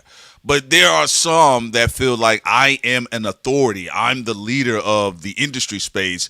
But I always say it's not that hard, because people talk all the time. I mean, you don't even have a union. So there's not really much organized there. So with that being the case, though, you could surmise that word got around that Kendrick Lamar was going to more than likely be throwing some shots. Just like, as you guys can see, it was understood between Drake and Kendrick that they both were sitting on their war chests of diss tracks for each other. Also, Core said that Drake wrote a song on Renaissance as well. Yes, that is true. That is true. He was doing some work, if I recall. He's collaborated with Beyonce in the past. He's collaborated with both of the Carters, to be honest with you. So I think it's interesting that by way of three of them, the relationship falls apart. Also, of course, Innovator, I don't know who copied off of who. Yeah. Innovator suggests that Drake was copying off of Beyonce. Then Course posed the question, was Beyonce copying off of Drake? I don't know. I have no clue. I heard both stories. Yeah, I've heard. I heard both stories. I've heard both stories told. I don't know which one is telling the truth. I don't know if they even copied off of each other at all. I don't know. But yes, there are rumors from each side saying that Drake copied off of Beyonce's Renaissance, according to Innovator. And then what Course is saying, people did say that Drake worked on the Renaissance album and that Beyonce was copying off of him. So we'll see. And then also they alleged that Day Free one time, said, you dropped you try to diss Kendrick, but dropped the ass album on Kendrick's birthday. I don't know if that tweet or Instagram post is real or not. Somebody, hopefully can verify if that actually happened. I didn't know. Yeah. I didn't even know Dave Free had a Twitter. It could have been Instagram. I don't know. I don't know. Because I always see the nigga be on Instagram. But yeah, that could be the case. Again, when you guys see that supernova blowout between the stars publicly, a lot of stuff had been brewing in the oven for a minute. Shouts out to E Dizzle says here, I couldn't find many videos on the Patreon, but this is interesting. Oh, you said many Beyonce videos. We haven't done a bunch of dissecting of Beyonce for the most part. There's things that come up that's relevant that we'll speak on, like the video from yesterday. We do, but we don't put it in title as Beyonce. Because we do so many. We got like I think he was just talking about singular, but go ahead. Yeah, we have so many, like thousands of posts on Patreon. Yes. I will go back and make sure I do my due diligence, and I will start to make sure that the Beyonce stuff is tagged in there for y'all. Now, one of the posts that we did in June was talking about the video that we did in early May, on Janice Shut the Fuck Up being about Beyonce. Oh, right? Yeah, that one, yes. That one is out in there. Now, allegations or rumors and stuff with the Beyonce thing, we don't really focus on none of these artists all the way personally. It's about if it's connected to execs or if they're being pawns to a game, then we talked about that. So there are Beyonce posts, but I'll make sure that I go in there and I'll start to tag it in so y'all be able to find it easier on Patreon. Remember, Patreon also had changed its interface and made a lot of things much better. Yes, they did. So I have to remember we have thousands of posts, so I have to go back and take my time organizing things and reclassification so y'all can get to these posts easier, because I don't want y'all to have to do all this work to try to Damn, I put in Beyonce in the search and bees come up. Yeah, and so y'all only see like a little bit of posts. There's a lot of stuff that's actually on there, and that I'll make sure I organize. Yeah, because so y'all can be able to have have access to it easier. Yeah, Cindy, there's some things we're going to be reorganizing on the Patreon, so you guys, like she stated, be able to find things simply. But for you, E, because this pertains to your question or your statement before then, have we had anything just singularly focused on her? No, but like Sin said, when things that are relevant and it's incorporated, because Beyonce is a part of the grander story arc, then Sin and I cover it. So like with that information that was being released yesterday, Sin and I, we told you guys that there's going to be like a very slow bleeding of people trying to expose each other publicly. Right. Also with Drake, Jay-Z, or any of these people on our Patreon is usually connected to us talking about execs and different things like that. So it'll be the same thing with those people. But I'm already been putting things in order on the Patreon for everybody. So since Beyonce is a focus of interest, I will make sure that any post that we ever did connected to Beyonce, whether it's predictions or breaking down music or talking about industry beefs, because you guys have accessibility to there that. are a lot of Beyonce stuff there. It's just not singular about her. Like when we talked about the Dream sexual assault lawsuit, or other people, Beyonce is referenced there. It's just that we don't have anything about just one singular person. Right. And also, Core said, I wouldn't put it past Drake to try to steal her idea for house music album, but I also wouldn't put it past Beyonce either to do the same thing to him. Yeah, it's it's an open question. Be honest with you, Beyonce and Drake have been trading shots with each other. I just think because Beyonce does rap. Some of her fans don't really like it that much, but she incorporates raps in her songs more so, kind of like the Migos. I typically see Beyonce scheme-wise, her flow pattern is usually tailored somewhere between Migos and Kendrick Lamar's flow scheme. There's tracks she's used on Cowboy Carter. I did listen to the whole album, and she has some of the same erratic staccato flow of Kendrick Lamar, and I've seen that. And, I've seen Kendrick have his influence, or he's been influenced by Beyonce as well. Because rappers, when it comes to bridges and hooks, they are influenced by Beyonce and Mariah Carey, if we go down the list. But with that being the case, though, no, Beyonce has been trading shots as well. I just think because we see her more as an R&B artist, and then, the tie to Jay-Z and the extent of the interest of rap commentators, and of course sexism involved in the process, because they don't think that a woman of her stature could be wielding her power as well. Yeah, like I think a lot of people they miss those shots. The pound cake was the you wish you was my pound cake. That was dissing. Yeah, allegedly. But also to add to what you're saying, people did like Beyonce rapping at first when it was on the Carters, like you said, when the Migos was helping, seeming like that was a fire song. That was a fire song. So, but it's when she kept doing too much of it, and people was like, they don't have a problem when back in the day when Rihanna kept doing it, but they felt like Beyonce, outside of the Carters and outside of a few other things, they just felt like she was doing it too much. It's even controversy in the R&B world when some of the R&B ladies got a little bit irritated with "Bow Down Bitches" because I like that track though. I like the track in the video. They felt that H-Town niggas. They felt that it was bringing that. I know they said it was divisive, hyper competitive, right? Overly divisive energy in hip hop into R&B. I can see that. Yeah, and Brandy and Beyonce are fine with each other, right? I mean, I seemingly. I should say more Beyonce and Monica. Beyonce is cool with a lot of the R&B girls, seemingly. Yeah. But at the time when "Bow Down Bitches" dropped, you did have a lot of the R&B women were like, yeah, sometimes we add a little bit of hip hop to our stuff, but we're not supposed to be hyper competitive with each other.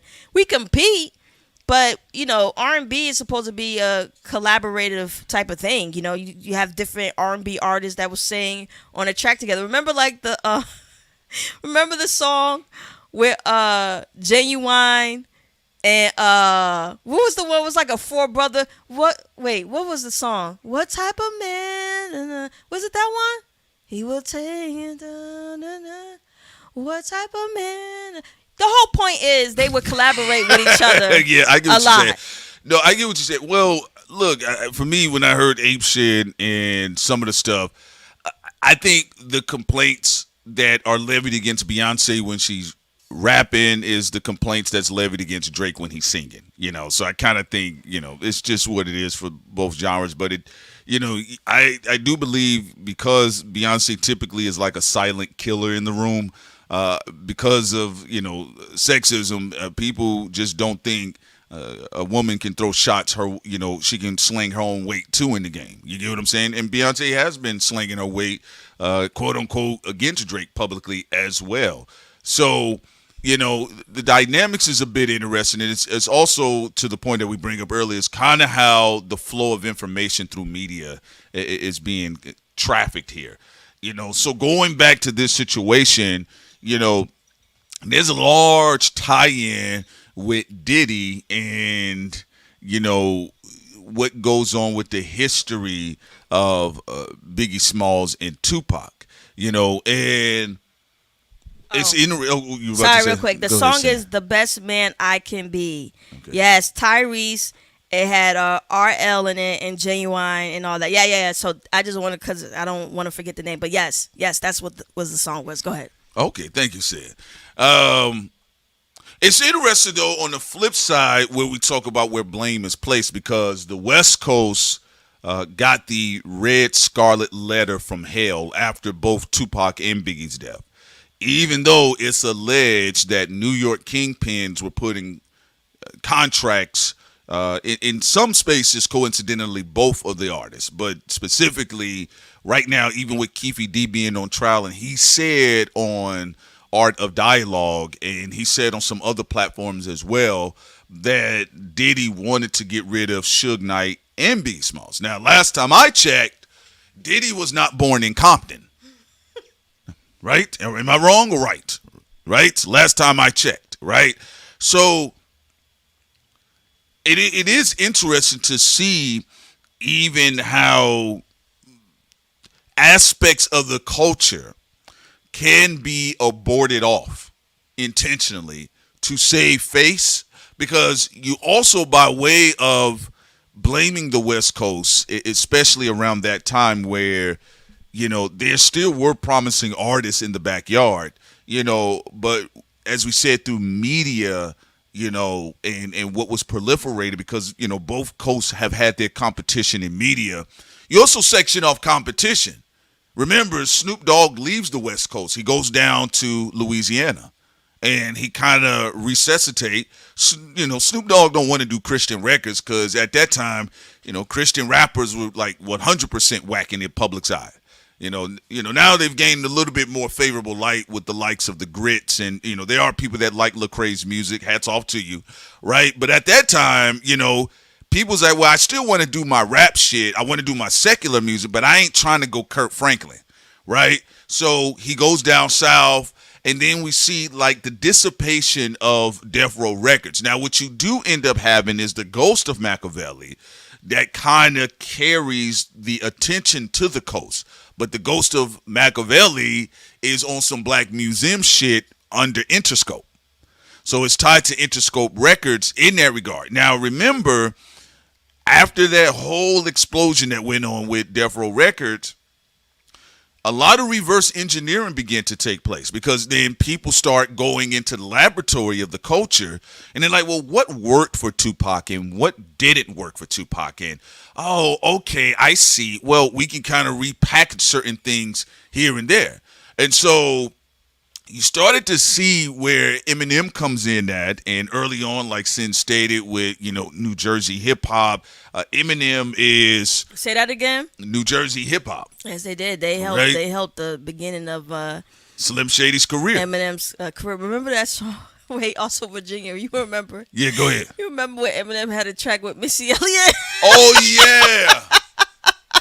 Yeah, early on when Eminem was rapping like he was rhyming like AZ. Now AZ is the original luxury flow. I know, when people bring up Rick Ross, they bring up Biggie because they both were fat. But there is Biggie Smalls influence that is found in Rick Ross. But I hear a lot of AZ very slow-paced triplet flows that are found in a lot of Rick Ross's flow. He just reminds me of a fatter AZ nigga from the South, all right? But they both can rap very well. AZ is a classic MC, not a bad MC to trace your flow scheme off of AZ because AZ stole the show on Life's a Bitch, right? So Eminem on the Infinite LP, he's rhyming like AZ. A lot of outsider influence, a lot of Jersey influence. A lot of Redman influence. A lot of Redman influence. And that becomes more prominent by the time we get to the Slim Shady LP and the Marshall Mathers LP. Kind of sound like a serial killer Redman, right? And with Big L mixed in there too. But Big L was like, we always said Big L was kind of like a reverse Nas. An evil Nas. An evil. It said an evil Nas. Their guns go pow pow. All goes well boom boom.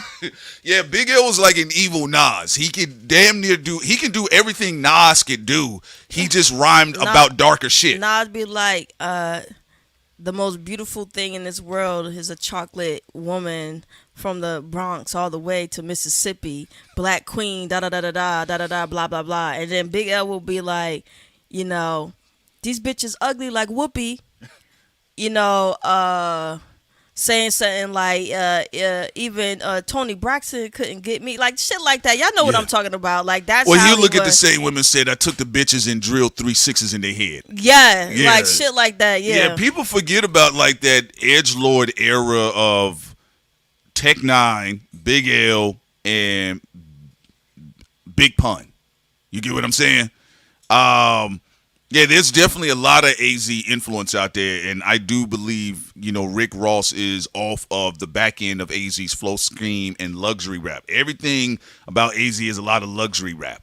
But anyway, going back to what Sin is saying, yes, Big L was like an evil Nas. In fact, Nas said the only MC that made him nervous was Big L. Because, Nas and Biggie were trading subs at each other.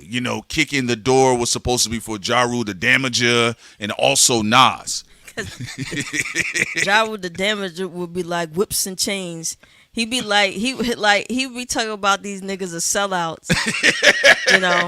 He was super woke. He'd be like, even to women, like, with them tight ass jeans, you playing yourself. Yeah. With that fake ass weave, honey, you playing yourself. Yeah, to the point, no Sin. I'm glad you brought it up because there was a thing where there was a countering energy in the culture. So like what the Roots did early on when they were kind of mocking a lot of the early part performers, the first phase of the bling era, platinum bling era rap, and Biggie Smalls, because Questlove said this himself. Biggie Smalls was hurt because he liked the Roots, but he thought their video was dissing him. And Questlove said they never had a chance to clarify that he wasn't dissing, but you can get the mindset because De La Soul said they didn't like what Pac was doing. Yeah. The Roots had their criticism. De La Soul had their clap back when they had The Stakes Are High. Stakes is High. The Stakes Are High is, first of all, a classic hip-hop album, but they were like dissing the whole Biggie Tupac era because they felt like when they did the album the album was like, I told y'all niggas, right? Like, y'all all got played by cracker execs. Tupac dead, Biggie dead. Y'all was all running y'all mouths talking about we corny, native tongue, corny ass niggas. Y'all wanna in their album they're like the gang banging whack, the bling blinging whack. They were calling the Versace whack. Yeah. They basically all it's a classic album. All the stuff that people was calling them lame for, before 97? Oh yeah, before 96. Before 96. Yeah, 96. All the things that people were calling them lame for, they're like, they put it in their music and they responded back like, it was almost like Outer Limits. Yeah. You know, which basically is off of the Twilight Zone. But Rod Serling. right. Yeah, Where classic. De La Soul, from their perspective, they felt like they were in this weird, like a fracturing of time. Meaning, like, everybody was calling them whack, but they're like, how are we whack? And how are we wrong? You know, and then, you know, because that was the thing. Like, they were like, how are we wrong and how are we whack? Well, it's because... From their perspective. Well, I will give that to the spirit of New York. It kind of don't matter what it looked like. They always are going to say something. You know, Tim Dog had a song called Fuck Compton, you know, and he saw all of the stuff that what he perceived coming out of Compton. He just didn't care. He said, I don't give a fuck. I'm from New York. Fuck Compton, right? And then you seen with the likes of De La Soul when they said they did not like where everything was going. Now, of course, you know, Tupac responds to De La Soul because De La Soul holds weight to Tupac or held weight for Tupac because he was a native New Yorker. Remember, LaShawn Parrish Crook, who later becomes Tupac, that's his real name, you know, he was born in Harlem. So with that being the case, even if you go back to Me Against the World, he has a song called Old School. He's giving shouts out to LL Cool J, A Tribe Called Quest, De La Soul. So it's one of those situations where, you know, they say your idols become rivals. And so you got to start dissing your idols. And that typically happens a lot in rap music. You know, if you're not dissing them, you're going to fall out of favor with them. You know, kind of like what you saw with Fonte and Drake. You get what I'm saying? Yeah, 50 said he don't say who he likes because Right. he said, I don't want that to be used against me. There you go. Yeah, so, you know, with that being the case, you know, I will say, going back to the situation, which is interesting about Eminem, because Eminem kind of has this template. Remember, Tupac had this whole grand black kamikaze energy. You know, the first big crash out in hip hop. People loved it. It was drama filled. He had charisma. He had the looks. He was on screen. The ladies loved him. Tupac was causing a lot of controversy. He was definitely a polarizing figure in not only, you know, hip hop, but he was a polarizing figure in media just in general. Oh, yeah, Wendy Williams, even back in the day, you know, spreading rumors about Pac and that situation. And, you know, when Pac came out of prison, he was very angry at the East Coast music industry infrastructure. Right. I think he thought the West Coast music industry infrastructure was going to be better. It wasn't. I mean, you know, both, as we talked about in the previous stream, when it comes to the coast, they say be ready. Right. You know, people trust the business in New York City, end up getting scammed. You end up getting played and scammed too in the West Coast industry as well. But I would say there's a music industry as well because, you know, Lil Wayne was getting scammed by Birdman. Well, yeah. He all the way in the South, you know. So, or like what Lil Baby was complaining about with QC. So it's the music industry, period. You know, some people get lucky. You know, Snoop Dogg really was able to find a safe haven with Master P. Yeah. But like what we said before, everybody, one person's hero is another person's villain. You know, there's some people who complain about Master P saying he screwed them over in business, but then there's other people who said, man, we went to Master P for refuge and we got it. You know, he never took advantage of me, nothing. I was able to make my money and then go and fly off to do something else, which is like Snoop Dogg's story. So it really does depend. Yeah, with that being the case, you know, saying those are excellent points. And, you know, when you're talking about, you know, what went on with Tupac, you know, you can talk to anybody from that era, you know, they'll tell you how polarizing he was. In fact, G-Ville, who has been a routine caller, a regular, he listened to Thought Crimes for a long time, he said he remembers as a native New Yorker when it was announced that he passed away. You do have the one legendary video footage where Nas is walking around on stage in the suspenders dressed like a fruit roll-up. And, you know, he takes time out to tell everybody to let them know that Tupac had passed away. But G-Ville said, in the streets where he was when they found out that Tupac had passed away, he said people started dancing and getting happy. Now, people heard G-Ville, they was like, wow, that's crazy. But sitting out here to tell you, like, that's how big and sensationalized that particular beat. Remember, you could argue that Tupac dies at the height of the media orchestrated West Coast, East Coast beef, which really was dealing with industry folks going at each other for competition. And they know conflict, drama, and competition drive sales. So people are going to go out there and they're going to make their purchases. So with that being the case around that time, Tupac was seen in 3D. He was seen on film. He was on television shows. He was in interviews. People forget he was very charismatic, but that didn't stop the fact that because of the East Coast, West Coast beef and Tupac versus Biggie, people forget at the time. People fucked with Pac, even if they didn't like him as a human being, because he had amazing music. He was considered really good looking and charming. He was in films. Everybody knew he was a star. Hate him or love him, you knew he had the it factor. It was as simple as that. But people forget in the publications, everybody felt Tupac was the troublemaker.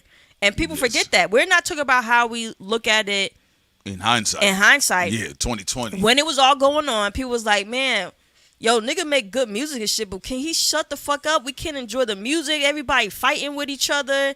It's East Coast, West Coast shit. It's fucking up the business. People too scared to make money. They cross state lines. They get a gun barrel smacked in the mouth. So people were also hands were getting put on people at that time. Like anybody could get their hands put on them. So because of that, it caused a lot of issues, but Tupac got all of the blame. Even when Funk Flex, remember when he was on a radio station years ago and he was screaming, he was like, and y'all know Pac started this shit. He was saying that how his nigga Biggie got caught up in Tupac's bullshit. But at the end of the day, it wasn't even really Tupac or Biggie who started all of this.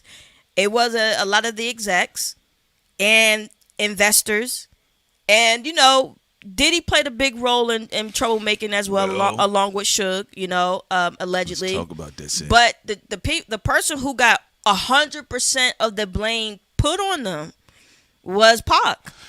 Well, let's break that down.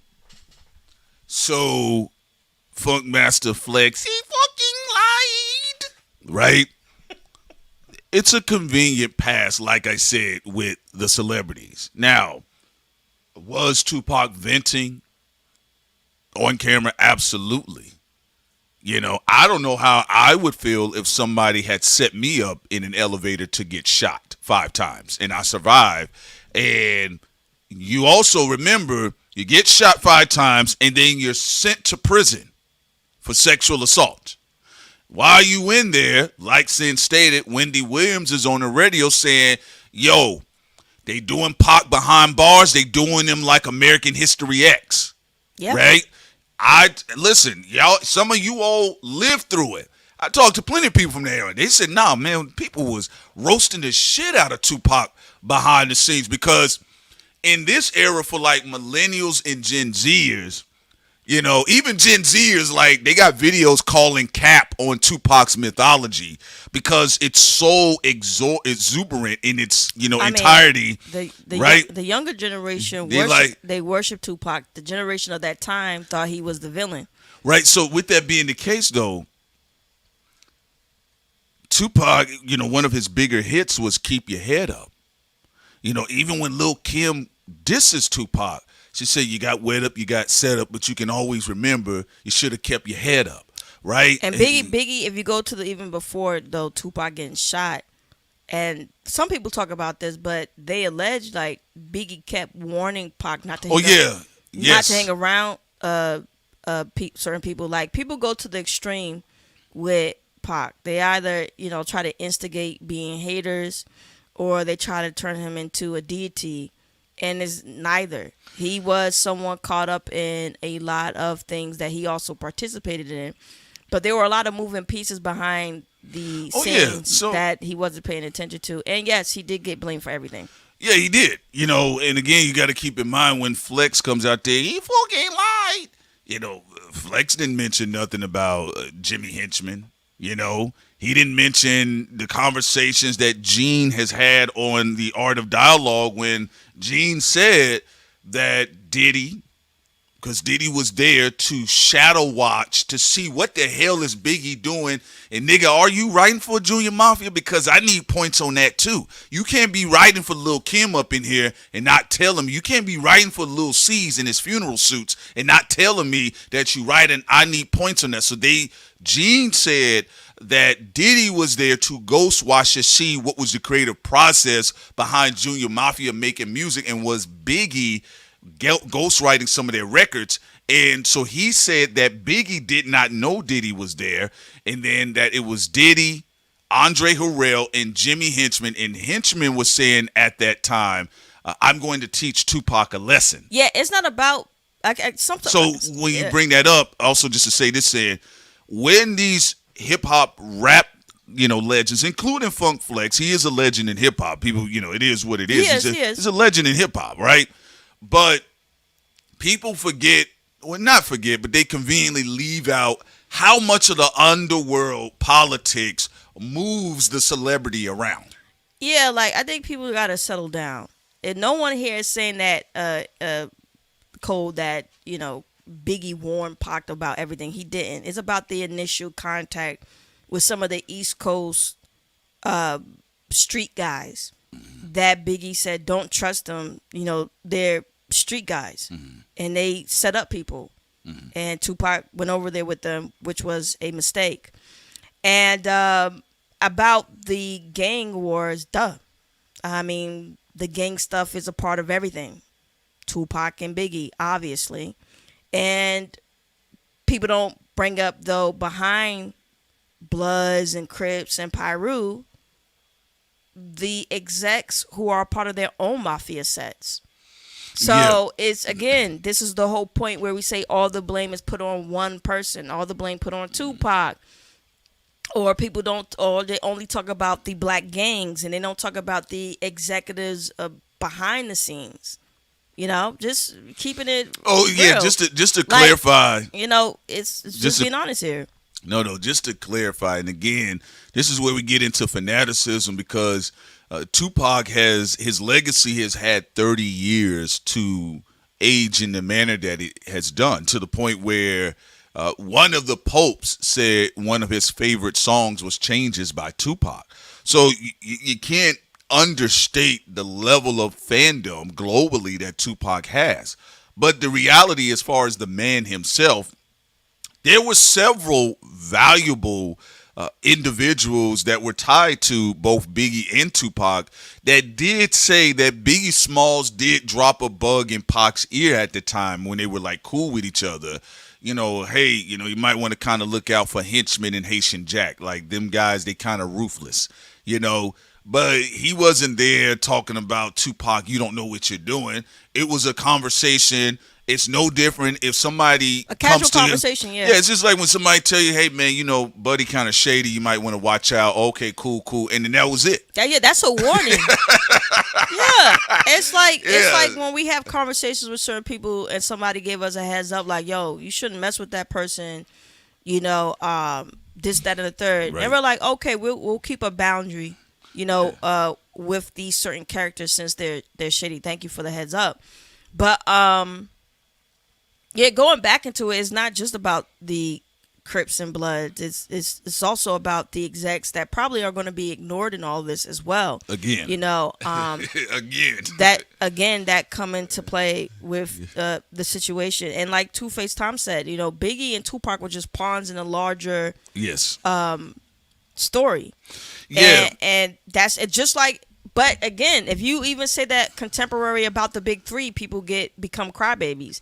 People don't learn from history. They cry now because of the stand pages and all this other shit. They're pawns too.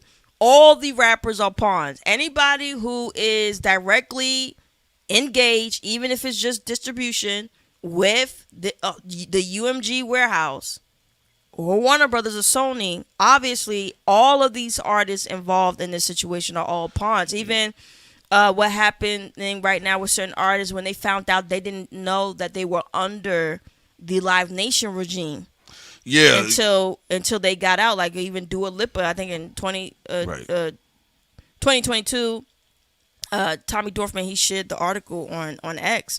So all of these artists are pawns in the larger scheme and games. They are the faces of whether they know it or not. This is when we talked about the Truman Show on our last live show yesterday.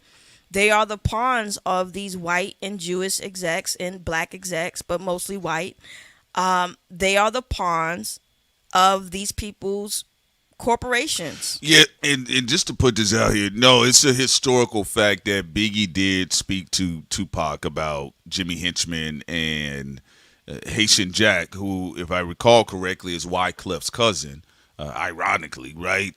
But, you know, they said that Tupac kind of brushed it off and kind of kept moving, and then Tupac was robbed and shot multiple times at Quad Studio around November of '94.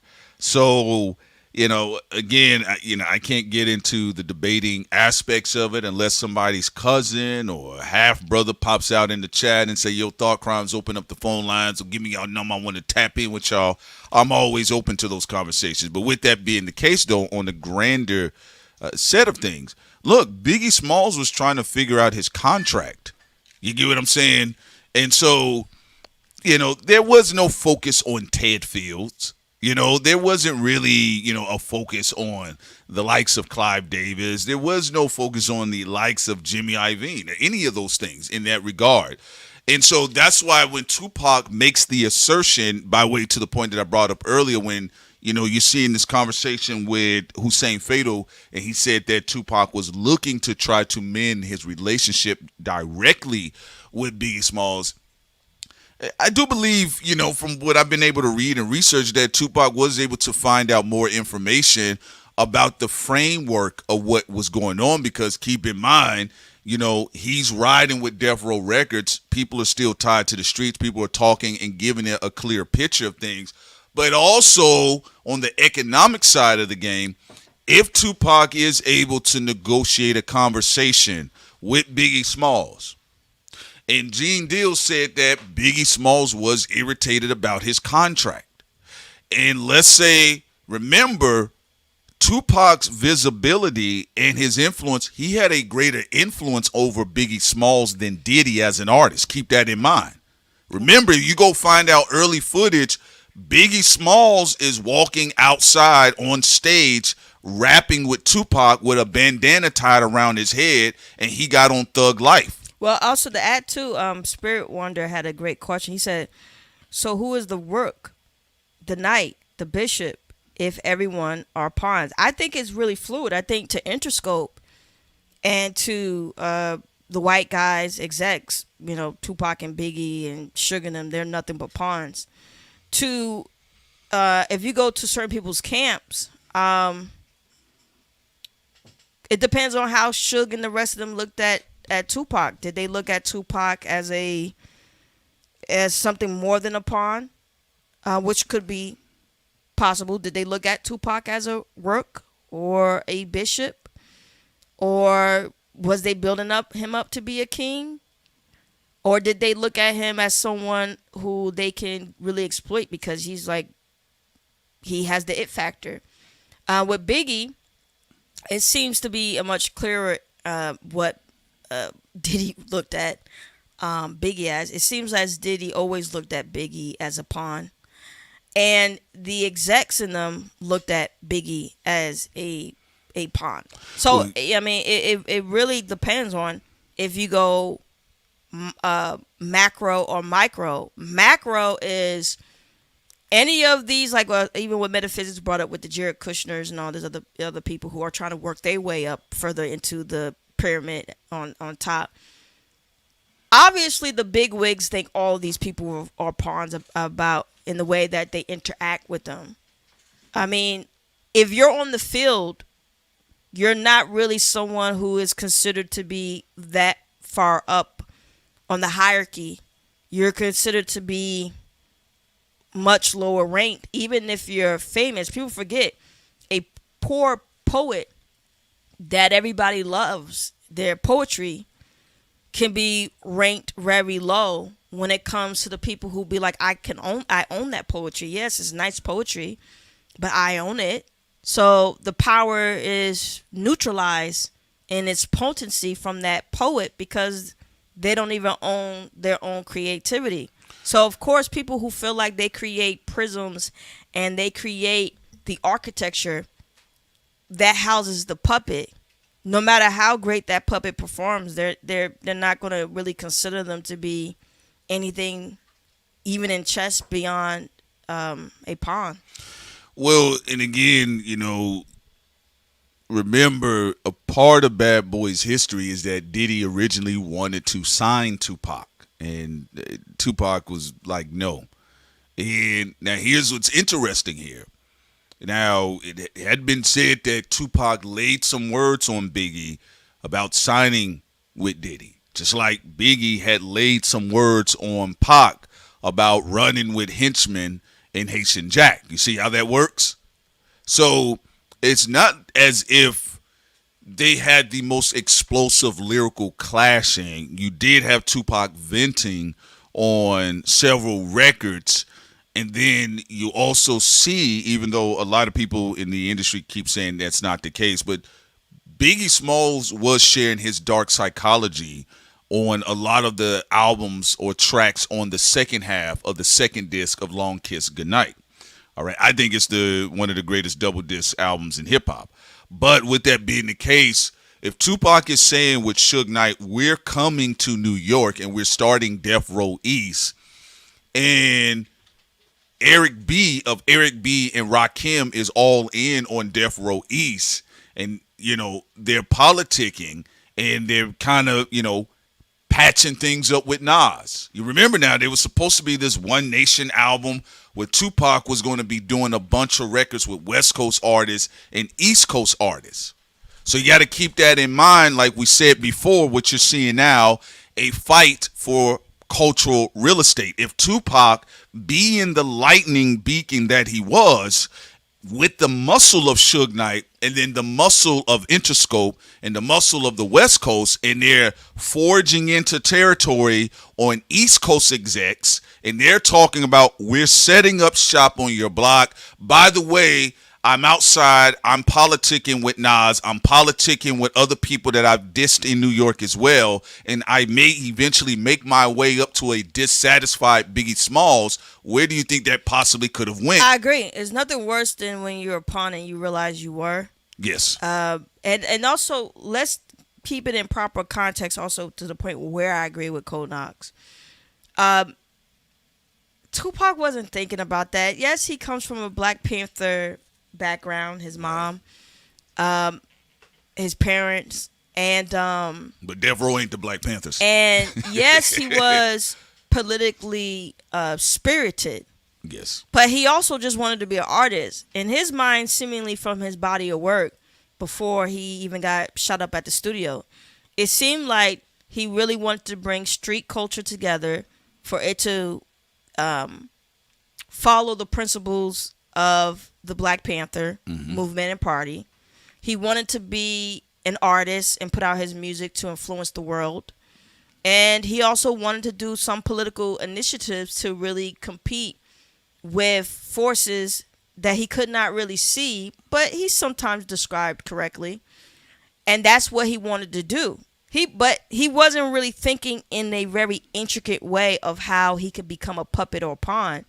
And by the time he realized maybe some of the impulsive actions, although understandably when people are getting set up, he didn't realize until it was too late that he should have played it in a bit more of a more diplomatic politician type of way. But he's not a politician, so this is where the weird dilemma is. When we try to have people think about their energy in a way that they're not thinking, because that's not their occupation. He's an artist first with a strong political bloodline. That's not the exact same thing as being politically aware first, or being a politician, or being a tactician, or being a hidden business exec, or being a quiet CEO. Like, these are not the same occupation. His is to share art, so he is going to be seen in the forefront. And so there will be confusion, and on top of the fact that he likes to hang out. I like to hang out with different artists. I'm here with Madonna. I'm Biggie, my homeboy, this and that. I'm here hanging out with my friend Jada. We from the visual performing arts. I wasn't born with a silver spoon in my mouth at the same time. My mom was on drugs. I was out in the streets. So it's not like I'm somebody who's like faking being a part of the streets. Maybe some things I may exaggerate, but I literally am seeing people in my own community smoking crack and stuff while also trying to be an artist and in love with hip hop. Well, so people forget that, now more and more, especially in the age of Aquarius, like we're becoming more aware of the infrastructures that try to imprison us. But it's very hard to get out of being a pawn when technically it's like a win and a loss. To get out of being a pawn, you got to also not participate in things that are pleasurable, especially if you're an artist. This is one of the reasons why, even with Malcolm X, he gave Gregory, he said, gave him a lashing. He said, look, you're a comedian, that's great, but he said if you're going to take all this political stuff serious, you're going to have to really focus on being a tactician in politics, and you can't do both from that particular lens of Malcolm X from his perspective. But just to make a long story short, it's extremely difficult for artists, whether you're an actor, actress, rapper, whatever. It's a very difficult thing for them to become even a knight, like Jane brought up with Lucian Grange. It's even very difficult for them to get into that type of position, even though it happens to black people at a abnormal level because of the racism. But all artists, even Elvis, his ass couldn't get to that type of status. You see what happened with Britney Spears and stuff like that. So it's very hard across the board for a performer or artist to be able to be an artist, but also work their way to being in a position where you can even be a knight, and then, God forbid, even rank higher than that to really become a king. People forget the kings in modern days are people whose faces you don't see or you rarely talk about, or names you whisper because you're worried if they shut down your channel or your platform or the things that you do, or people who can stop your money. I mean, the people who can kick off Alex Jones from PayPal and things like that. We're talking about those type of people. Those are the type of people that in this modern society, in the physical world, they're the kings. They're the kings and the queens of this world, where you rarely see them, you rarely hear them, but you feel their power. That's much different than people who directly, intimately pull on your heartstrings, because you see their face, you see their music, you see them on the cover, you talk to them, anything, they're on podcasts and all this other stuff.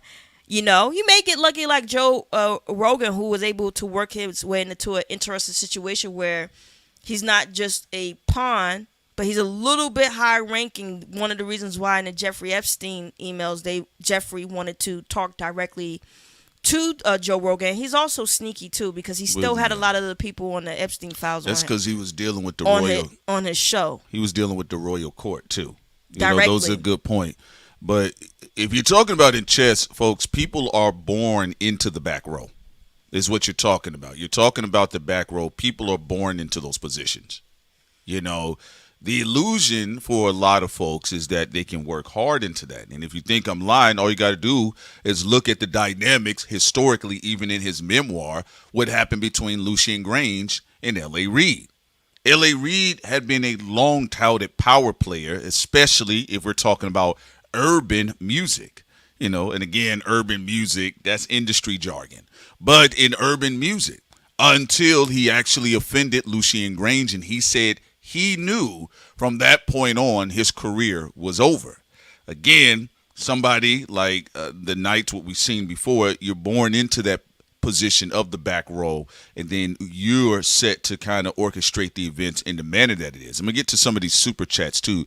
Great points that you bring up, Sin, too, by the way. And a great point of also bringing up that we all are born into porn. Porn.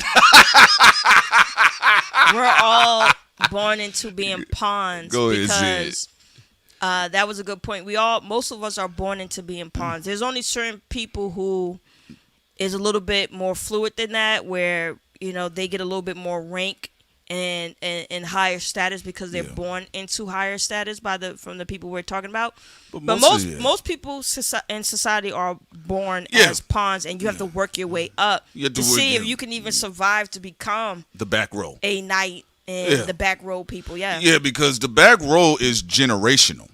That's the royal court right there. You get what I'm saying? And so let's go ahead further to it. Shouts out to American Tradesman. He says, on God, my first cousin is the rated R of the group Thug Life. Okay, man, shouts out to you.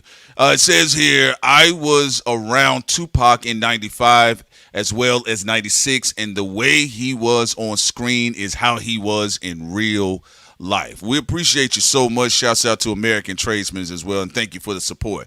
Yeah, absolutely. I do believe you, because some of the run-ins we've heard from people just growing up.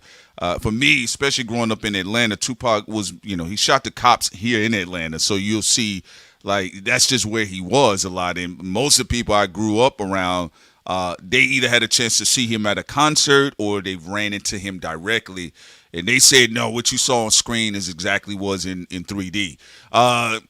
Innovator J says, I love Tupac, but he truly didn't give a fuck. Tupac literally running around with the Bloods while Crips were walking while walking on camera. Also, the Cruel Guy says, we wasn't born. We was not born into none like that, Sid. Come on now. Y'all know I meant pawn. Yeah, y'all know what she meant. Y'all trolling, but I get it. It was funny though. But that's a good joke, John, because that's true. Because I was looking at your feed. He's like, this is my Scorpionic get back. Yeah. Shouts out to Callie. She says exactly, P Solo. They are born into the back row on the grand chessboard. Yeah, Professor Griff got a book called Pawns in the Game. He actually had a song. No, he had a video, a song, an album called Pawns in the Game. Now, again, here's what's interesting, though. Okay, to Sin's point, Tupac did have a political background in the sense of organizing events. You saw him on stage with Khalid Muhammad, and you saw him talking in the community. He talked about his mother, his auntie Asada Shakur. Alfini Shakur had him, to read about the Wall Street Journal, be in the streets, active, joining organizations. In fact, one of the earlier iterations of the visibility of both Tupac and Jada Pinkett Smith was when they were speaking, quote unquote, against the system. Remember, Tupac is, in an audience, and he's calling MC Hammer a sellout. It's whack. He said that the white execs specifically picked MC Hammer out because, no disrespect to the brother, but you're going to be on stage tap dancing and all this other stuff, which were the accusations that were later levied against Tupac when his album goes quintuple platinum on Death Row Records. Because, again, shouts out to some of the people, American Tradesmen talked about being around. You guys got to understand, we're looking at the totality of Tupac's history. But for people around that time that were witnessing Tupac go from Dear Mama and Keep Your Head Up to Holla If You Hear Me, right, to him going all the way to gangster rap with All Eyes on Me, all right, and running around with the Crips and the Bloods because Tupac's music was cutting across all communities. A lot of niggas just fucked with the nigga, right?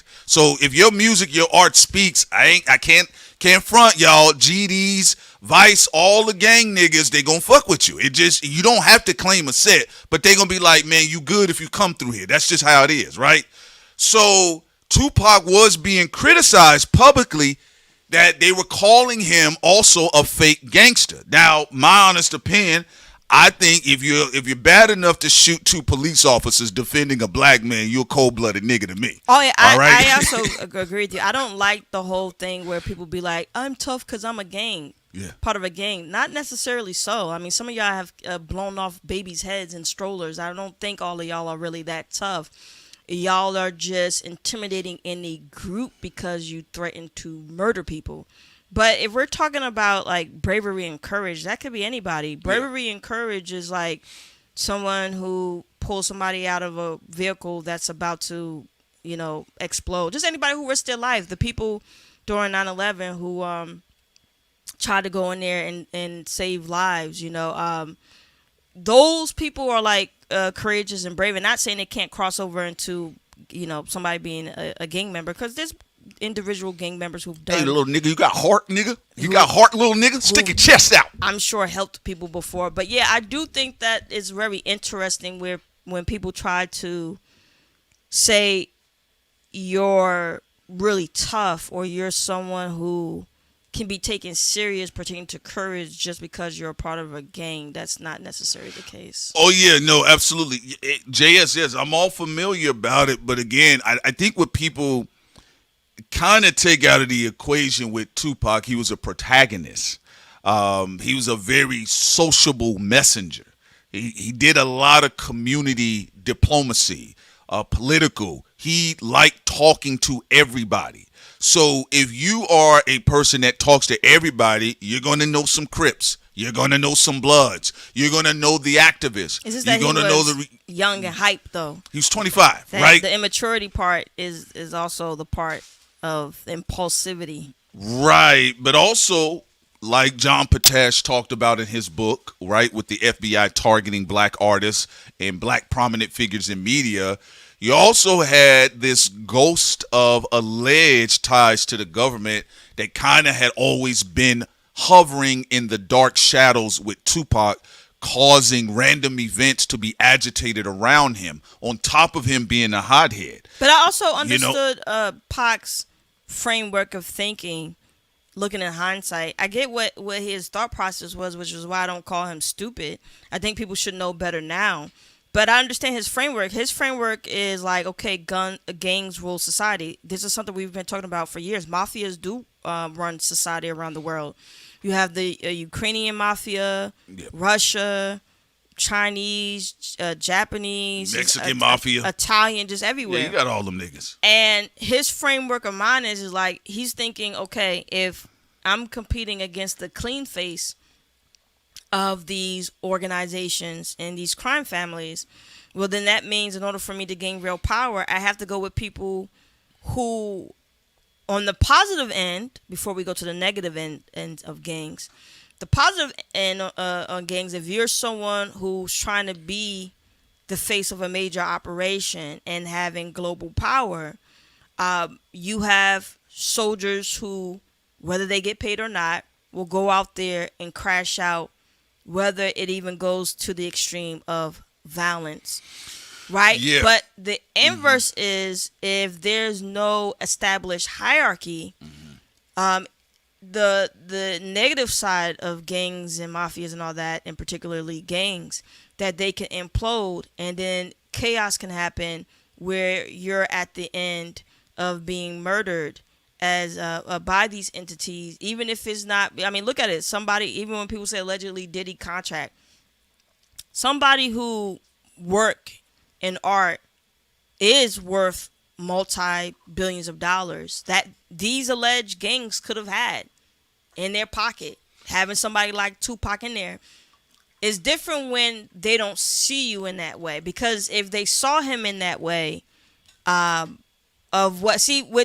just to say this, the people who are not black say they're going to get money from Pac whether he's dead or alive, so it don't make no difference for them. If you're white, a white executive, Jewish executive, dead or alive, you're going to get money, so it doesn't matter.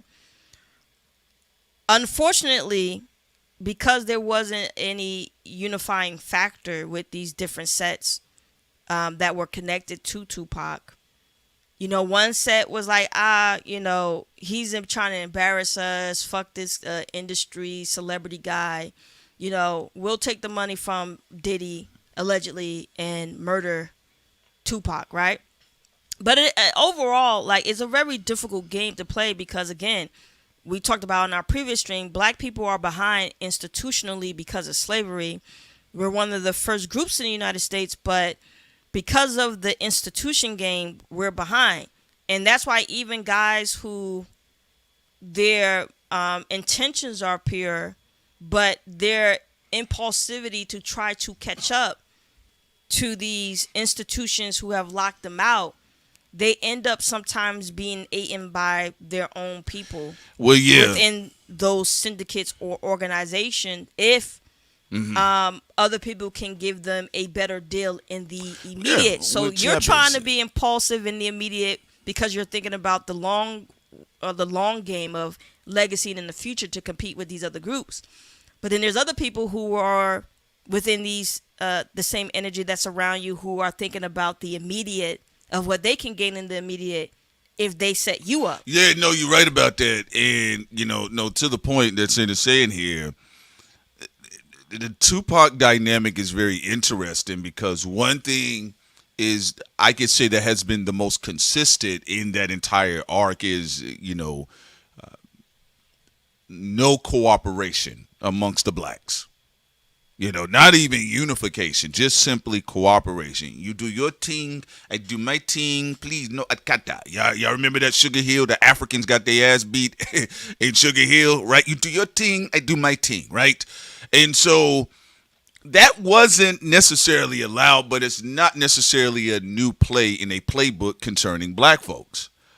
It doesn't matter where it is. People stir up trouble all the time, even with black activist groups in the same communities in Chicago, same communities in Atlanta, same communities even in the Bay, Oakland. If we're talking about LA, Los Angeles, anywhere you can pick a city where there's a grand pool of black culture, a very enrichment of black culture. I'm talking about American black culture, somebody from the outside will gain control by causing infight and keeping it going over and over and over. And I think on the darker side of the game, I think one of the most effective, if not the most effective tool for 96, 97, even going all the way back to 94, 93, is with this booming genre of rap music and this new influx of cash flow where these artists are selling like no other artists. I mean, the only way you can really kind of do some of the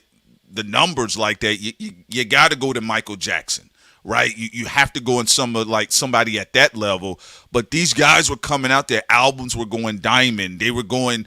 Snoop Dogg did 500,000 in the first week. At that time, that was unheard of. We have routinely throughout the history of hip hop guys that have went and sold 1 million, 2 million in 1 week. And so one of the things that they understood why media is very important. This is why we say this directly ties to today. Whenever there's a true enrichment of real culture and an opportunity for people to have divergent wealth or divergent cash flow, hell, you may not even be able to build you a gold castle in the sky, but you may be able to buy you some gas. You may be able to buy you some money, buy you some Grubhub. When they see all of this free-forming cultural enrichment where you can actually make money and you don't have to go through a gatekeeper or you're able to set things up directly to your community, you're always going to see infighting gets triggered. And what's unique about the infighting is that it's going to be perpetual. Yeah, black gangs started later in American history than Europeans. People forget that. Yeah. So once you, just to say this part, and I want you to say your part about the black gangs part. So once you settle the issue here, they typically start up something there. Just to say this with the Tupac, this was posted by DJ Who Kid. But this is what I was talking about, this One Nation album, this long rumored album. It says here in 1996, Tupac was developing One Nation, an album connecting rappers from New York, California, and the South. In a handwritten letter from Pac himself, he revealed his plan of the project. He says here, I'm going to do a record called One Nation. It's a group album with me, Greg Nice, Buckshot, Smith & Wesson, Outkast, The Outlaws, Scarface, E40. It will be out in late summer. Unfortunately, he didn't get a chance to do that, but what album does get dropped? The Machiavelli album, which he leaves on a split divisive note. Yeah, I mean, you don't even know if he wanted that album out. It was supposed to be a mixtape. You're right, Sin. You know, but it was good. But you don't. But again, it's to still have drama be caused after the fact. And yeah, people forget talking about the institution parts with black people. That also includes gangs. So people, you know, the white ran media try to make you think, oh, you know, black people this and that, or even like the, you know, the Jewish people. Some of them, like what you saw with Kufna and oh yeah, Kufna's yeah, and Yarvin, what they're doing when they were harassing that black man in the UK, Jason. Yeah. But let's talk about delays. A lot of black people, all black people in mainstream, first of all of them, all black people who are in mainstream places are trying to get in the head and top of institutions that were built on being anti-black, right? That's number one. Going into gang culture, European gangs were set up first. Black gangs came later. So that whole thing where you see what Shotty did to Nipsey and what some people did to Dolph and whoever did whatever they did to Move 3. These are things that were happening, let's just say, gangs of New York. Let's look at New York City, for example, or the state of New York. There was a time in New York's history where all the gangs, Italian and Irish, they were just killing each other. One Irishman would come up and he would be like, yo, this is for our set. Let's build some infrastructure, whatever. He get popped in the head, or I don't know, get an axe to the head by the butcher. Some Italian be like, yo, we gotta clean up the street, we gotta have some blah blah blah blah, and then a rival Italian, oh, he get hit, he gets stabbed in the back, right? That whole energy was just like that for a long time. People try to minimize that. That was there for a long time. Even drive-by shootings started with them. Don't come from black Americans. It Right. comes from European gangs. So what happens? The U.S. government eventually steps in to some degree. They're like, well, we don't want these Italians and Irish, you know, mutts and all. And they running around, you know. And it wasn't just them two. There were other European gangs as well. But they talk about the Irish and Italian the most. They like running around doing all this stuff. We need to give them some type of institutionalized power. So they start off at the bottom. Okay, let's, you know, police departments and stuff like that. That'll give them some structure, right? From the little bit of things that they were given from the U.S. government, they eventually start to build out their networks in a more elaborate way. It didn't mean they stopped crime, because one of the reasons why black people are late in infrastructure to the music industry is not because they didn't try to do,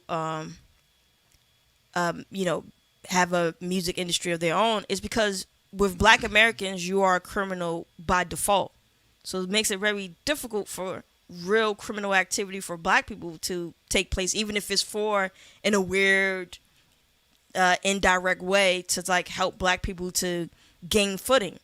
This is one of the reasons why Europeans took over the music industry. Black Americans created modern music, not Italians or Irish or all these other people. Black Americans created modern music. But the problem is the U.S. government already viewed black Americans as enemy number one. Now, when Dennis Prager, he brags about as a Jewish man, he was able to do, and his people were able to do something that black people could never do, and that is be able to not only have a seat at the table, but have their own thing.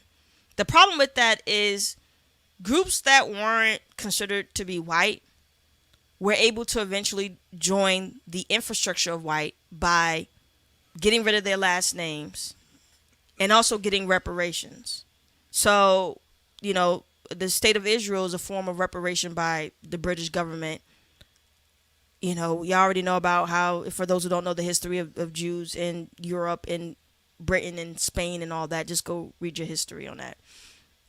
So anyway, Irish, Italian, Jewish, all these people were able to change their last name, make themselves look more Anglo-Saxon, and be able to also marry other Anglo-Saxon people while still keeping in mind their traditions, which is why even if you have an Irish or Italian or Jewish person who at one point in their family lineage dropped it for a more Anglo-Saxon name, you see it come back later when it comes to their bloodline. So they were able to do that. Black people can't do that. And the few black people who did, they usually was biracial, they usually were mixed, and they were able to infiltrate to some degree, but it didn't really quantify to the same level as Jewish, Italians, and Irish. So you have that issue. You have the issue that black people couldn't camouflage into that whole institutions to, just bring things back to black people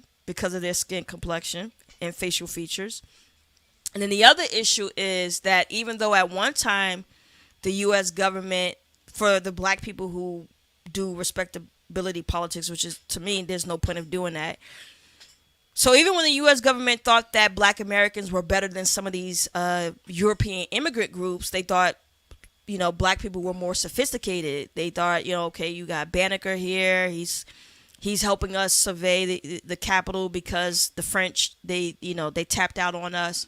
Even though they felt that way, because they had a greater plan of supremacy and power at play, it didn't change the fact that they still excluded black people. So at one time, did Anglo-Saxons think at one time that Irish people were way more sloppier than black people? So what? It didn't change the fact that they allowed Irish people in first before they allowed black people in. And when they allow black people into these institutions, it's only lightly, either to resuscitate an institution or to lightly let some people become multi-millionaires or paperweight billionaires. So then the black people at the bottom can have hope that they too, if they work hard enough, they can go into these institutions with no issues because racism is dead, right? Or is not that bad. So it's psychological games. And what's hard about calling out psychological games is that people don't believe that there's a hidden hand, even when situations like Jason Arday is revealed. Jason Arday's death revealed that it was connected to Claudine Gay, that they set her up at Harvard University. Yes. It was connected to Peter Thiel. It's this whole It's a dark web think tank syndicate of people that systemically are targeting black people. The Tupac situation. Yes. Right now, because a lot of black gangs haven't really been able to establish themselves, a lot of them are still behaving in that Gangs of New York style that Europeans were stuck in. And you're not going to have a U.S. government institution come in and say, well, we're going to treat the Bloods and Crips and the rest of them like we treated the Irish and Italians. It's not happening. No. And even when you have a rapper or pop star or whoever who have a great idea about trying to compete with these people, it's very difficult to do because there's no type of infrastructure where you're keeping the worst of the syndicate at bay. You got to remember, you're dealing with sociopaths and psychopaths when you're talking about all gangs. Jewish mafia, Irish, Italian, whoever the fuck you think of, there's nutty bars in there. People who will even put children in the blender, right? They have to be held at bay by the masterminds of these syndicates who are at the top, whether they keep them at bay with giving them money or having them go with whatever type of assignments or whatever. And they have to keep the sociopaths and psychopaths that are impulsive at bay with the infrastructure. If you don't have the infrastructure, then what do the ones at the very bottom who are crazy do? They go kill people, or they get caught up in stupid schemes that they get caught up with later, like Keefe D, and so on and so forth. And that is what makes this whole thing difficult when you're talking about trying to get power. First of all, anybody who says it's easy to get power, they're fucking lying. If the government is on your side, then yes, it is easy. You saw what happened to Cubans, right? When the United States government was on Cuban side, they was able to get that money, built infrastructure in Florida. Everything was good. They had Ronald Reagan on their side. Ronald Reagan was in favor of them, so it was easy to build up shop. It's not easy to gain power when the most powerful force in any country, the government, is against you. It don't matter if you go to Russia. It doesn't matter if you go to Spain. It don't matter if you go to China. It doesn't matter where the fuck you go on this planet. If the government of those countries have an issue with your demographic, gaining access and power is extremely difficult, which is why, going back to the United States, the ones who were able to camouflage their ethnicity based off of them being pale also did it that way because they knew if they remain to be viewed as endemic by the U.S. government, it means that you could be perpetually locked out of financial deals, information that could bring your family into grand prosperity, religious orders and occultic orders that also help create legacy and strong institutions. These are all the things you get locked out of if your own government is against you, period. Yeah, no, those are great points too, because basically what she's saying, for you all out there is that, look, they're going to be using the front row and the back row against you on the chessboard. So that's why when you see moments like, and you can only understand it in hindsight. Today, in hip hop, we all are doing Monday quarterbacking. And we're looking at 96, 97. We're looking at the Telecommunications Act. We're looking at the Clinton administration. And that's a very weak position to always be in. It's one thing to be able to look back in history and say, boom, okay, see what my people did here. We messed up. But to be in a perpetual hindsight of, damn, it's a very, very powerless position to be in. It's kind of like what I talked about yesterday's stream. Look, I'm not for tyranny. I'm not for tyrannical regimes. Whether, if you're doing the boy-girl thing, I don't think people should be in your business. I think if you're a grown-ass adult, you're not violating anybody's human rights and you're leaving animals alone, I don't think you should be harassed. I don't think you should be doxxed. I don't think you should be policed. All right? I think it's also tiring to use resources to harass United States citizens all day that are pretty much trying to figure out how much are they going to put on their car note. Okay? To me, that's pointless. But in the grander scheme of things, if you are a tyrant, you understand why you're putting people under the thumb.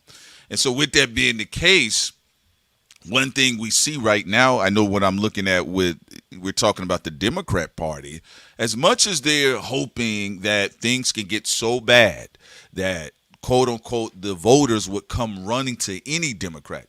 And it's shown you so far in some of the local elections that's still not necessarily the case.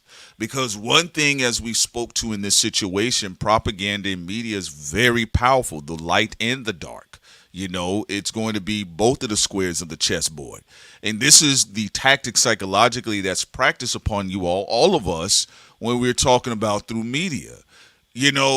What can you say to 17-year-olds that were listening to Tupac when he dropped Hit 'Em Up? What can you say to people that were 18 and 19 that may have been working in media around their time and they wanted to be journalists or they worked in the industry and they just felt like, oh, this is great. This is like Jerry Springer. Everything is going this way, that, and the third. Not understanding you're further maligning media or the power of media away from black folks. Right? Because one of the things, while all of this was happening in media, and of course what we've seen, with the Clinton administration, and then of course Bush Jr. administration, you also see disappearing black voices in radio. And this is one of the reasons why you do have a Charlemagne, right? Whether you like him, love him, or hate him, the industry will always give you the one or the rule of two. The one when two gatekeeper. soon becomes the one. Ebro, right? Ebro and Charlemagne, the only gatekeeper. There you go, right? Because that's how you market control. Because really, when they're giving you red, blue, Ebro, Charlemagne, even Charlemagne and Joe Budden, they're marketing control to you. No, that's important to say. That's too. how they market it. What we're talking about here, Prince, is very important because people, when the hand of power is against you, it's not fun, right? No. Like even beyond it, all these execs have to do, if they said no to Charlemagne tomorrow, he would be gone. Yes. If the execs say bye-bye, him, all of them who are cocky and arrogant, within a blink of an eye, if they wanted to, they're not against them. Because if they're against them, you see Jessica Reed. And they do that for all of them. It was ever in your closet, it comes out when it's time to say bye to you, right? But going back to it, a lot of people, they see their arrogance get broken when the government isn't on your side. I mean, look at even what ICE is doing with a lot of immigrants and being just raggedy with how they do it. And also Trump eventually said, we're going to get the homegrown Americans too. So be careful with that and pay attention to that as well. But look at the arrogance when a group feels comfortable with a government. And sometimes, remember, that relationship with that government isn't really consistent. In the United States, it is consistent with how they feel about white people being able to get in power. You've seen a lot of people in tech in Silicon Valley, like they get in trouble because they were able to get 30 billion, like billions of dollars, and then they're not really that smart. So they fell in that way. So for when it comes to white men, for example, how they feel. Government gives them everything. Institutions give them everything. Their group is never the enemy towards institutions, but you're slow. So when low IQ white men get into positions of power like Pete Hegseth and they're slow, they fuck up things. Or like these Silicon Valley guys, some of them are getting in trouble where they're like 30 billion in debt. And then that's when they get locked up by the government that wipes their ass. But the danger is when you get white men who aren't slow and they get the keys to the castle because the government is favored towards them. So they get first dibs on the movie industry. They get first dibs on the music industry. They get first dibs on everything. So they are allowed to have their smart ones. So I'll give you an example. You could have 20 white men. 1 is smart, 19 dumb. They all flood the music industry, right? Well, the one who's smart, he gonna win, right? It's gonna be a guarantee. And with the other 20, you're gonna see mixed results of what takes place with them. With people who aren't white, let's say if they're Indian, if they're Latino, all those type of things, it's a mixed result. So Mexicans were viewed as white up until 1970 something, right? And they have been able in their families to work hard and to get into certain industries of service where they've been able to do well for themselves, right? And also certain parts of the United States really do well. The government changed their mind. You're not white anymore. And not only that, well, now Trump, with his second administration, we're locking all of you up and kicking y'all out. Look at what happened with Cubans. Ronald Reagan favored them. They weren't favored before Ronald Reagan, but Ronald Reagan administration said, you know what, we're the government. We're at the seat of power. We choose you.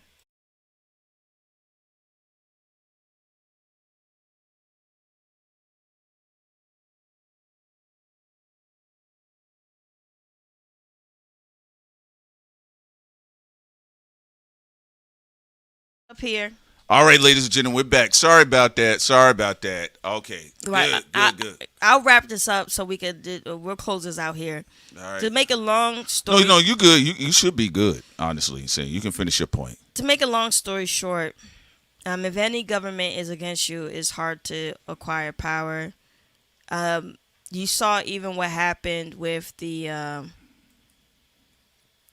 guy. Who's the dumb billionaire who wanted to see the Titanic? You talking about? I can't remember his name, but the Titan. Yeah, the whole Titan controversy where he went down there and it popped like a balloon. Okay. Yeah. Going back to what I was saying about being dumb. There are groups of people who think they're really intelligent because they have access to government goodies. Yeah. Not realizing that, and some of them do know it actually, and some of them just don't. If I have 50 people and 5 of them are exceptional and extremely smart, I give them all access just because they're white. What do you think is going to happen? Even with the failures dropping out, those 5 are going to sustain, and then they're going to call the shots in whatever field that they're in, right? You saw Ronald Reagan. Before Ronald Reagan, the Cuban community didn't have no strong government ties by the U.S. government. Some of them would have to be like, I'm white, and they get something, but white people still side-eye them like, are you white, or like, what type of white?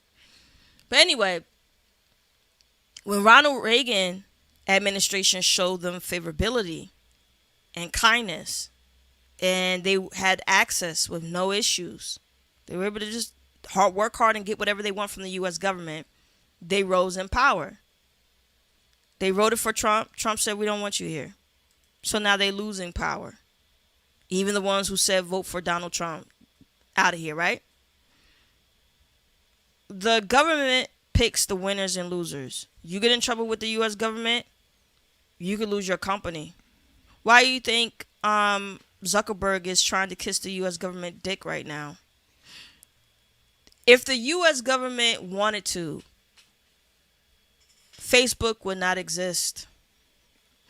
This is why when certain demographics don't have access to government, one or two things happen. They try to infiltrate, play nice, make deals, try to get some type of way into the government, any government around the world. So their demographic can be seen, so people can make deals. Or they destroy that government and try to put in a new government. And this also happened to monarchies as well. You saw that with the French Revolution.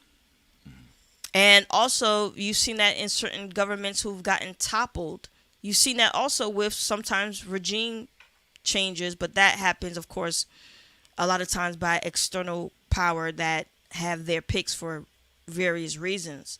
But the whole point is, when you don't have the government on your side and they choose the winners and losers, that means even the people who are extremely intelligent in your demographic have to put in a lot of work to even get black people what they really need, And then on top of that, what makes it also very dangerous, other group of people demographics who have a great relationship with the government can always try to destroy your efforts. Look at reparations, for example. You have a white Jewish liberal, Bernie Sanders, say he's not for reparations. You have a conservative white Jewish man, Dennis Prager, who said he's not for reparations. These two people have great relationships with different parts of the government. Dennis Prager has a great relationship with the Republicans.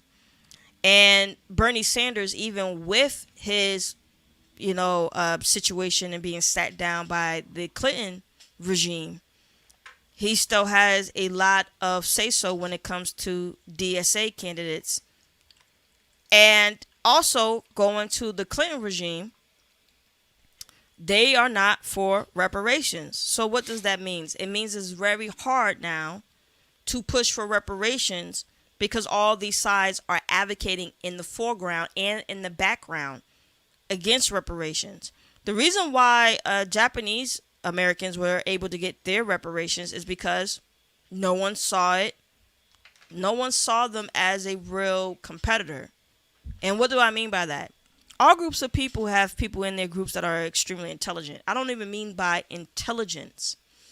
They already set up an infrastructure where they know which groups will completely submit and which groups may actually want to compete.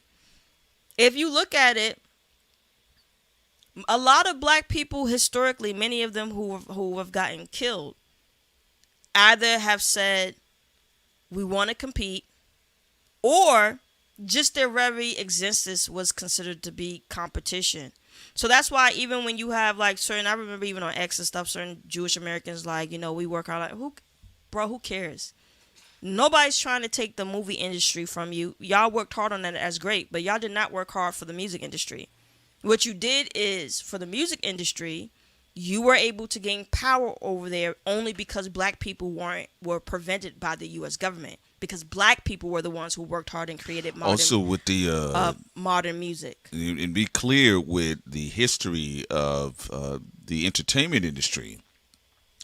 If you're talking about Eastern Europeans that were able to purchase a lot of these old studio lots that, of course they weren't going to sell to any of the black men specifically that had some money at this point in time. So you got to understand how it operates. Of course, this is why it's permeated in the music industry, which is why, ladies and gentlemen, a lot of your record labels are tied in and they are in bed with the government. And with prisons. So at any point in time, is said rapper or said entertainer, they can be investigated for all types of things randomly. Give you a great example, Diddy. Now, overall, is his reputation disgusting? Absolutely. I wasn't in the room when he allegedly did or didn't do half that shit. But because overall the flesh that he is in, no matter what he does, will be seen as an error or a label of competition. You don't compete against us. And the moment you open up your mouth, we're going to sit you down. Earn Your Leisure is going through, they are being anathematized right now. Earn Your Leisure is being whipped by the black community online because of them ranting about the city of Atlanta. I actually retweeted a couple things, and I said, bro, they're not gonna be giving out no free passes. They don't give out free passes to niggas like Killer Mike and T.I. in Atlanta. Okay, what they say, homeboy. What did Bone say in Training Day? You got to put your own work in out here, right? So they decided to go on an anti-black tour publicly. And they were being directly challenging towards the mayor of Atlanta, and again, I can't see them having the same energy with Austin's mayor or even, if it was, Washington's mayor, right? So right now, black folks online are getting at them because they're going out of their way to say that our event is not black driven. For the better part of what we've known about Earn Your Leisure, I'm going to keep it real with y'all. Y'all popped up on my radar right around BLM was out there. When y'all was talking about black economics and, black generational wealth. I mean, honestly, y'all are the financial equivalency of BLM. So to Sin's point, when we're talking about factoring in the government, where you see, when I'm bringing up Earn Your Leisure, go back to Diddy's last public interview and look at the disconnect between Diddy and the boys from Earn Your Leisure. Right now, again, I don't have nothing against the Rashads and the Rashads. I don't have nothing against either nigga, because I'm gonna keep it real with you. I don't like the fact that they try to scam the black community, though. Well, the only thing I'm gonna say, them and Breakfast Club, they have pushed so many people who have stolen black people's money. Well, just to say this, to a very disgusting, obnoxious level. The reason why I'm gonna say, and I actually agree with you, saying I think the act of it is atrocious and disgusting. But guess what, saying? I ain't got to wake up with that weight on my shoulder. That's why I said I don't have nothing against y'all two bald-headed niggas. Y'all got to carry that shit. Y'all getting whipped online like Kunta Kinte. Prince Solomon is watching y'all get whipped. Because I'm trying to figure out, I was like, well, where y'all going to run to? You going to run to Michael Kramer? Like, where y'all going to run to? What you going to do? You going to do Fox Finance? Not when you're running them behind the scenes. Y'all not gonna get the amount of money and stuff I mean, in order for y'all, if you're trying to get Israel money, you're gonna have to go to the extreme as Brandon Tatum. Yeah. And white people don't like y'all enough to even. They don't even like Brandon Tatum. They gonna look at you. It's really just Zionists holding Brandon First of all, Tatum up. They gonna look at them two niggas and think they're immigrants. Yeah, they gonna think those are two bald islander niggas. White people are not going to like you. Like, there's certain black people who are dangerous if they become sellouts, because we look at them like, damn, because all different types of groups like you. Yeah. And like, oh, we can see it. But earn your leisure is not a energy that like, oh, white people just going to be like throwing themselves after, like, you know. So yeah, they were getting support mostly from black people. Earn your lashes. Sounds out to Jen. The reason why I'm bringing this up, and I do, because I want to touch on this a little bit, because I watched their back and forth with Atlanta's mayor, and I thought it was stupid. And you came to Atlanta just to say black people were not shit. And I think it's beautiful that you used Atlanta as your antenna of anti-blackness. That way the rest of black people across the internet can see y'all for who y'all really are.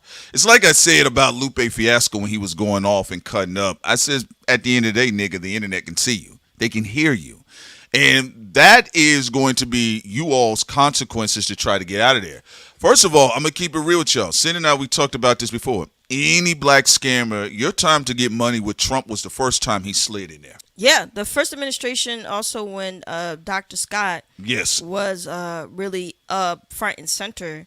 I mean, if you was a black industry scammer, I mean, you could have gotten a lot of money from Trump. He was giving all type of goodies out because at that time, Trump was trying to he wanted to impress black Hollywood, you know, because a lot of them hung out and stuff in 90s and all that type of shit. So he was really trying to impress. That's why he had Steve Harvey and all these people over. But this regime, it's different. Is the Yarvins and the rest of them are all the way. These are ethno status. And so your time to shake your ass to get the money from him. Yeah, these people here. I think it has passed. It has passed. Let's be clear, and this is what I'm going to tell you about this, because this goes behind all of the Tulsa, Oklahoma fund. All of these, like Sid stated, all of these niggas that was propped up on the Breakfast Club. The reason why Earn Your Leisure is late to the party, and I kind of watched them a little bit. I said, I wonder if they're reading exactly what Diddy was saying. Diddy was saying to the two niggas, look, I've sold out every way possible. All right? I done sold out every way a switchblade could go. And they won't let me above the ceiling. I done did every dirty thing I could in the industry, like Sin stated. And he was looking at them and saying, they're not letting me go past a certain level. And they were like this to him. But come on, man, you Diddy. Yo, you Diddy, man. You like... watch the last interview. I look up to you. Yeah, and look what Diddy said. And niggas, I can't go up. You're saying you look up to me, and I'm Diddy. I did every dirty, filthy shit possible, even to my people. And they're still saying, nigga, do not go past. You go to jail, right? What I find fascinating about the debacle with the Earn Your Leisure dynamics, and this is what Sid and I have always talked about, you don't have true government backing. Even the little bit of slice of government pie that you could get your hands on because of your own mindset concerning your flesh, you decided to feel comfortable with pulling your dick out on the Atlanta mayor. Yeah, which is poor politicking in the grander scheme of things. We talked to Dr. Scott because we wanted to know who the black Hollywood people who were insecure. He's on our Patreon, and Dr. Scott, he said all of black Hollywood was begging for money. Yes. None of them had dignity. You know, the small black faces you have in different institutions and government, they're all like they're trying to be the only one. I'm sure y'all heard even in hip-hop media, you know, certain people, whether they're from the West Coast or East Coast, they'll be like, certain heads who be like, oh, you've never seen this before, a black couple, you've never seen this before in the industry, or this or that, you know. And then behind the scenes in radio and Hollywood studios, they're trying to be the only one to exist. So, I mean, good luck, because the black people in the Democratic Party, the Republican Party, the ones plugged in, in politics, the ones that plugged into Hollywood and the music industry, like, no offense, but that black excellence crowd, they're just about themselves, and they want to be the grandma or grandpa in the closet that, in the history book, someone be like, oh, and 100 years ago, we had this one black nigga who was in this particular institution. And like, that's the type of weirdo. They don't go in those spaces to advocate for black people at all. Like when people get mad about, I think that a black person should talk to the Republican and Democratic Party. They should talk to whoever they want. You shouldn't put any ceilings on yourself. But at the same time, so far, every black person who's done it in entertainment, they bring nothing back for black people collectively. They're just about themselves. And saying we're going to continue on. I just wanted to touch on this because I think you did such a brilliant job with breaking down the dynamics of government and the traction of the population. So I think Sin does a fantastic job, and that's her bag when she gets into it. I actually wanted to kind of touch on this a little bit because I've been watching this, and I'm gonna keep it real with y'all. I think the Rashad boys, both of them, I think they are exactly what I pegged them to be. You get what I'm saying? And the only reason why I'm bringing this up, because we always hold the power. It's not all the time as a collective do people move with wisdom, because you can have a lot of power and be unwise. I think what they did was a grand mistake. I think it's a brand kill. You have this public back and forth with the Atlanta mayor, and then you proceeded to go on your streams and have tirades against black Americans. Then you say it was never about it being specifically black. My only question, when are you going to put the hat on? Because this is the thing that people are slow about. People did laugh at Kanye West. They said, stupid nigga got that damn red hat on. What's wrong with him? But then behind the scenes, they was like, man, I ain't shit. Man, I ain't got that type of clout Ye got. I would come outside too, but I don't have that clout. Always moving behind. So with that being the case, one thing that other groups, have been allowed to practice in many regards is them dialoguing and networking with the government, whether they're in the backyard of Jersey, the backyard of New York, the backyard of Georgia, the backyard of Tennessee, which is why not all the time I am for public lynchings of black figureheads that are networking across the aisle and they really moving some power to help people in their community. I'm not for that, because that's not what's put upon for the grander scale historically other groups.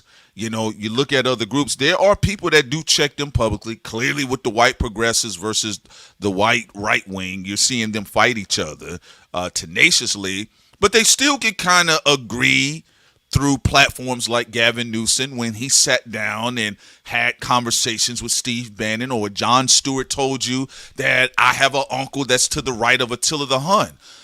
To your point, that's why I do like to even still talk to black conservatives and Democrats, because you never know what a conversation may bring.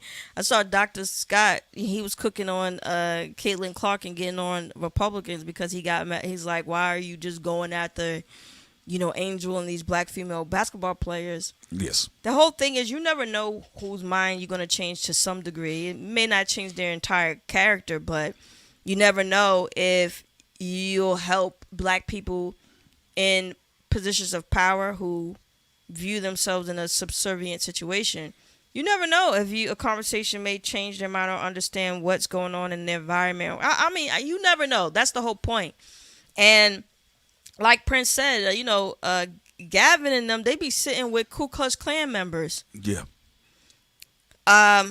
Sometimes you have some of us in the culture, they can't sit across the way from somebody with just a different opinion on rap.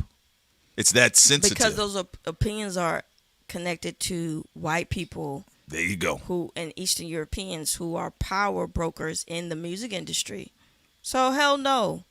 If Bernie Sanders wanted to sit down with Cardi B, Dennis Prager, who is advocating for AI child pornography. So what?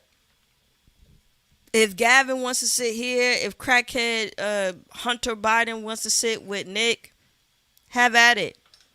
I don't care about any of these stipulations that black people in the industry try to put on independent black media. I don't care about their thoughts on it because they have not shown any resilience or innovation in their own space. Granted, yes, the government is against you. That's one thing industry black people, mainstream black people, and independent black people can agree on. What's the problem though? You do their bidding. You do everything them white people want you to do. You sabotage other innovators in the independent space. Because believe it or not, remember, Nipsey Hussle, Dolph, Draco, and the rest of them, whether they were gang or not, although all of them was connected to the streets, they were already cut short by black people in the industry who was super mainstream, who did not want to see them prosper. And they don't like outliers. You have to make money with them, and they have to plug you into their white bosses. You piss off their white bosses, you got to go bye-bye. Yeah. And if they say, well, I don't like him. Okay, well, I mean, well, fuck that nigga. I don't care, man. Shit, I don't give a fuck. I'll find another nigga. Right? That typically happens. And I think my honest opinion, you can say rest in peace to the Bald twins here because, again, you are publicly antagonizing black people because you could not, as Charlemagne says, you couldn't negotiate. yeah. That's the real issue. I want y'all to understand that. When you a nigga, other niggas are impatient with coming to an agreement with you. And one thing I've seen with this, and I gotta forgive me, a lot of this stuff, sitting there, we said we've grown tired of this whole black excellence class, which is why I think on the back end, Jay-Z is catching a lot of flack for being one of the preeminent figures in people that kind of perpetuated that Obama class era, which a lot of millennials kind of found out like we didn't really get much out of the deal other than our grannies. You better stop. Grannies. Memphis Bleak said he don't owe y'all niggas nothing. I You agree. talk about get much of the deal. What deal? It's his fucking deal. And you know what? I agree with Memphis Bleak, one of the best hip hop retirement plans, which is why there is a side of the culture that doesn't feel Jay-Z is owed protection. Why leopards are eating his face. I do to Memphis and to any Rock Nation person that's listening. I'm just keeping it real with y'all. That is true. It's not my angle, but If that's y'all- how they feel. If y'all don't owe no one nothing when it comes to whatever y'all doing with the government, with the Republicans or Democrats, and when it comes to black people as a community, then black people as a community don't have to protect you when them Jeffrey Epstein cannibals try to eat y'all face. Yeah. Because y'all already know that it's white people who orchestrated y'all against Drake against Kendrick, all that other stuff. Yes, Kendrick and Drake had situations for years, but they know when to press the button. So just like y'all don't owe black people shit, then black people don't have to try to fight and to protect y'all when, again, them Jeffrey Epstein cannibals be ready to rip off y'all faces. And that's actually is a great point. But we'll see what happens, but Yeah, I just wanted to say that, I wanted to touch because I thought what Sin did, she weaved in the brilliance of history. And I just wanted to talk about what had been going on with Earn Your Leisure, only because with their public platform and trusted brand by aspects of black folks in the community, we've been to events in Atlanta and how people talked about them on the ground. They actually had trust in them somewhere. So it's not even about YouTube commentators doing videos on them. And this is why I said a lot of times. Yeah, like YouTube commentators are the reason why all of y'all are getting clapped up. It was already written for y'all all to clash with each other like Ragnarok because y'all are the sacrifice. And also to add into something, because Ray Daniels, they all are part of, they're all industry. But what they did say that was correct, though, what Ray said is correct to some degree. when industry people don't get their deals from white people after doing things to destroy and weaken the black community, they come back and kick the black community in the head like they're a dog. It's an abusive relationship. Oh man, I didn't get that deal with Clear Channel. Time to kick black people in the head. Oh man, you know my albums didn't sell well. Black niggas didn't support me enough. Oh man, and you notice every time they don't get what they want, it's cold. It's the black community's fault. The same thing with that old bitch who with the Democratic Party, Clyburn. Oh, we didn't get in power. O'Reilly. It's because only 54% of y'all came outside versus 74% of white people. You dumb dog, kicked right on the side. That's how they rock. No, you're right about that. And I just put this on the screen. Go back and watch this interview. This is the same year Diddy got his doors kicked in. And go look at Diddy's energy. He's trying to communicate something to these two niggas. They were not picking up on it.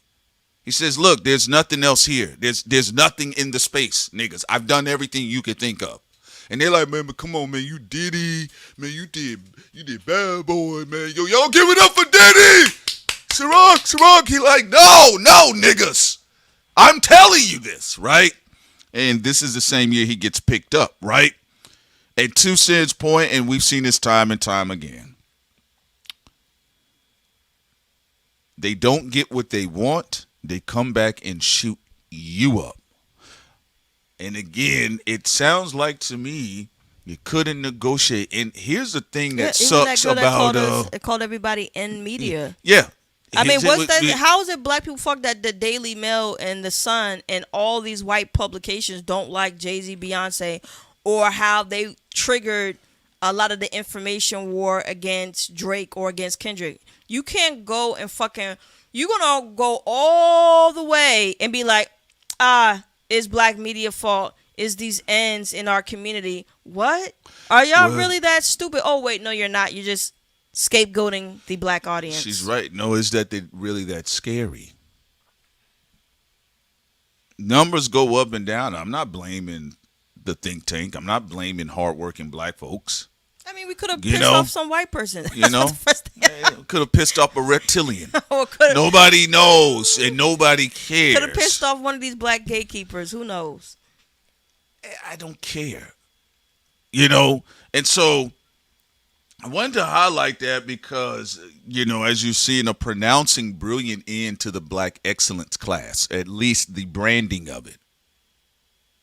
Anybody that was tied to it, these two guys, especially during the pandemic, they got a huge boost around this time. Sid and I was not at their fair. I'm not paying for that shit. But we did see black hardworking people travel from Missouri, travel from D.C., travel from Baltimore because they were sold that, guys, you know what? We're kind of like Boyce Watkins, but we're like more hip-hoppy and younger and more fresher in our presentation. So we can talk to you all about generational wealth. That's always going to grab people's ear. Oh, man, you can tell me how I can change my children's future. Everybody going to show up. White folks going to show up. Because they snakes oil salesmen. They use black people trying to find black people that they can connect with, and they intercept. Y'all probably, look, there are black people in business. I'm not saying their names. No. I know want what you're talking about. To remain not to be known because of the skeezers and black gatekeepers who are anti-black in the industry. But I know there are black people doing some really fascinating, amazing things. But if I say what they're doing, the body snatchers who happen to be black in the industry, they'll just try to pretend to look like that and then try to harvest the black audience in their direction like Earn Your Leisure did. There are literally black individuals who are outside every day helping black people with their taxes, being better in finances that y'all don't even know their names. And I want to say that we're going to touch down on that one because I think this is appropriate from what we talked about with Eminem and Diddy, and we're ending up here with Diddy and Earn Your Leisure, right? Yes, Jen. Shouts out to Big Jen on deck. Grant Cardone been it's dog. As long as I can remember, just even being on the internet, I've seen Grant Cardone's fat head stuffed in that suit for a long time, him and his brother talking crazy to people that believed in him. One time I was chilling in Spaces on X, just listening to the Cardone boys up there. And what you need to do is just invest into my seminar, send $50,000 or shut the fuck up. What do you think about it? Oh, no, man, Grant, man, you know I love you, Grant. I said, shut up now. Show me your wife, right? And that's how they were talking. Y'all got to understand there's an industry of financial scammers. Remember, these boys sat their celebrity enriched platform on real black financiers that have valuable insight about how to fix your taxes, valuable insight of how to gain prominent real estate land, valuable insight on what to do with your children's funding, education, what should they be going into. They set Housewives of Atlanta on top of them because they're celebrity driven. And also just to, if you pay for whatever you pay for people, content or art, that's one thing. But if someone is giving you financial advice, it's either one or two things is going to happen. You're paying for them to constantly do your taxes and other things for you, or it's a one-time deal. If they're not actually working on whatever you're doing directly, they're a scammer. And if you are do-it-yourself type of person, and if you have to constantly pay for their courses, sounds scammy. Yeah, because look. Because I'm going to be honest with you. Oh, I got the magic potion. Get the magic. You're going to have to pay $900. $900. Like, even in real estate investment, like what you said, the people who was talking about that. Yeah. Bro, there was literally a black family who just did it. And you know who targeted them? White people on X. I think it was somewhere in Georgia where these black families got together. They bought land and they were developing real estate. I mean, I'm going to be honest. People who are doers are just doers. People who are scammers. The whole scam, you see this even in white space. The scam is, I say there's a problem. There's a problem. Never have any of the solutions. It's never fixed. No. It's kind of like how they be like, they want you to stay a big pharma. They want you to stay on a pill to nurse the chronic ailment, but they don't want to cure it. Okay, so then they turn you into a lick. Now, the big pharma thing's a little bit more dire because if you have health issues, like you're literally in a situation where you may feel like you're stuck because you got to take that medication, and go to your doctor, because I'm not a medical professional, so it is true. You should go to your doctor to talk about these things. But we still know how big pharma exploit people nonetheless, right? You have that everywhere else. I'll solve racism. Never solved. Because racism is big money. Why would they solve racism when racism make them a lot of money? In a lopsided way, too. It's not like black people also benefit from racism and we have our own institutions. And, every time there's a racial thing, our money becomes major as well. No, it's a one-sided thing. Black gatekeepers get crumbs, and their white bosses make a crazy amount of money when it comes to race. Yeah, and so here's the thing. I'll just say this, and she's right about that. Look, whether they decide to make it work or not, I want y'all to take into what comfort level it was had, or what had been had. If Rashad and the other guy decide to make it work with the Atlanta mayor, that's fine. People need to see black people hash out their problems and come to some sort of peaceable means. That's fine too. But I do want you guys to understand what Sin and I talked about. The comfort of antagonizing black people here because they pull in for black Americans, because not trying to be funny, but if it was that type of party, then you go have Invest Fest in the UK. You get what I'm saying? You can have Invest Fest nationally. But as you can see, he wanted to reiterate it was not a black conference. It wasn't marketed through Bloomberg. I mean, you know, and I kind of get tired a lot of times with this, with black niggas of the industry. They kind of play these games of pejoratives and say like, well, it was never just for black folks. You don't even. It's not even for you to really say those things because you just opening up your marketing in a different way, just in general, you know. But because there are insecure black people that have visibility, they feel very comfortable, very secure with denigrating black traffic, black patrons, black listeners, you know, being very disgusting to black customers. You could be international without dissing black people. Like, no one cares if you get international love. I mean, we're in a global game right now. You have international support, good. You see, South Africans show us love, we say we show love back. Thank you. Canadians show us love, we show love back. It don't matter where you at a part of the world. Yeah. At the same time, you don't have to diss being a black American by showing love to the international community. And also, like what you're saying, Prince, don't try to be cute and say you for everybody now that your ass is put on. You look lame as fuck. Yeah. You the ground level, you built it up through black people, and if you're mad, you know, I don't even know if you're mad at a black individual, then keep it between that individual and you. Why are you dragging all black people into it? Because there's a comfort there, you know, and that's why I think the bully blacks play a role. Because if it wasn't the case, a lot of industry people be walking black people down every day if they can get on the microphone. You know, when the bully blacks come out, whether they wearing a FBA flag, a ADOS flag, or if they say, bro, I ain't none of that, I'm just here to put you in check. You know, they need to exist because some of these people have grown numb to their own people because they have not been around their people in a long time.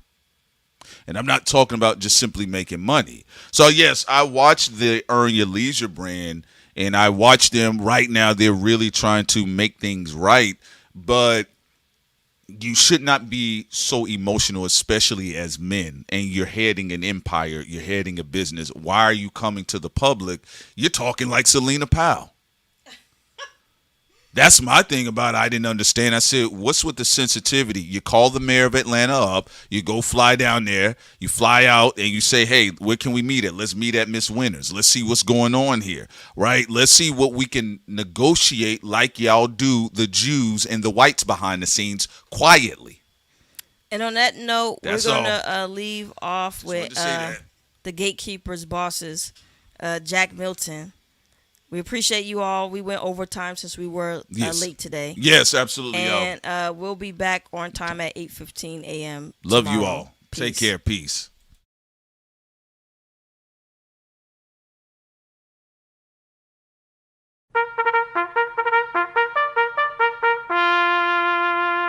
Yes, my friends, welcome back. It's been a long time, but time is of the most important here, ladies and gentlemen. With our president right now, Donald Trump, seeking a third term, it's time for white people on the left and the right to put aside their petty squabbles, their petty ideological differences. Remember, we have run into the same issue on both sides. Other groups, other demographics have been fighting for their place at our tables that we built. Think about how much white leadership amongst the left has been accosted in Michigan. Think about how much you have given these other groups, all in the name of charity and humanity, all in the name of progress. I ask of you this: is it progress or progression if the white man regresses? I think not. Many of our leaders are now reduced to streamers. The likes of Charles Murray and Nick Fuentes, different generations of white men. Well, Nick, not exactly. But the mindset of whiteness permeates through his Mexican heart. And because of that, he gets an honorary mention. We are at a pressing moment in history, ladies and gentlemen. And because of that, we cannot even accept the hybrids. There are going to be many hybrid traders from different ethnicities that are going to pledge themselves even vigorously, in some cases more tenaciously than even actual white men. They're going to pledge their loyalty to the white man's burden.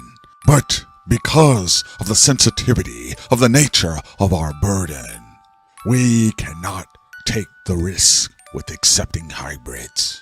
They may serve usefulness in getting our message out there, but they can never obtain full membership. It is important to understand there will be merchants who will beg and push our philosophy, such as Officer Tatum and the wonderful work that he's doing in Mississippi.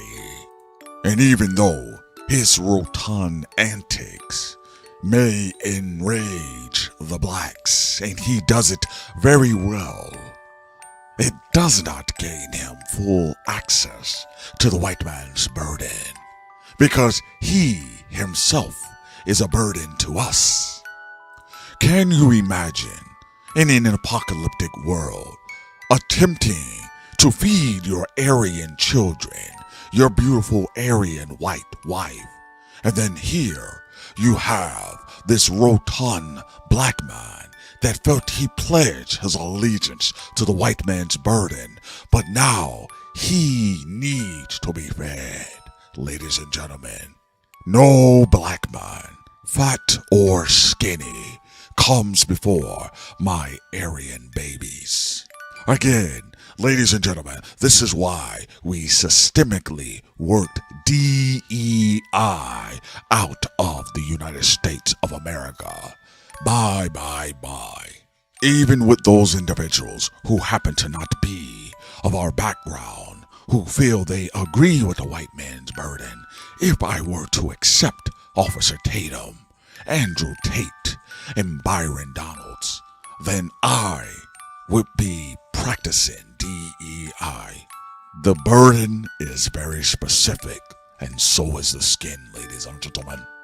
Now, be sure to join me as we pray over our dear Lord and leader, Donald Trump, for his third term. It's going to be rough, it's going to be rocky, and there's going to be a lot of cheap tricks from individuals in the underclass races that are going to attempt from stopping our President Trump from making sure that the white man's burden could be a little less heavy in the West. Heavy is the white head who carries the crown. I'm Jack Milton, signing off today here on another episode of The White Man's Burden. I look to see you in the future again, my friends.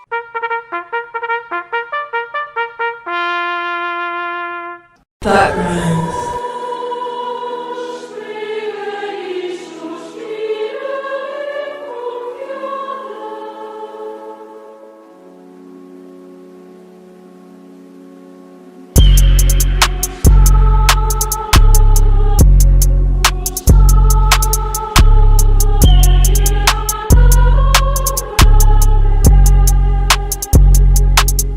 That rhymes.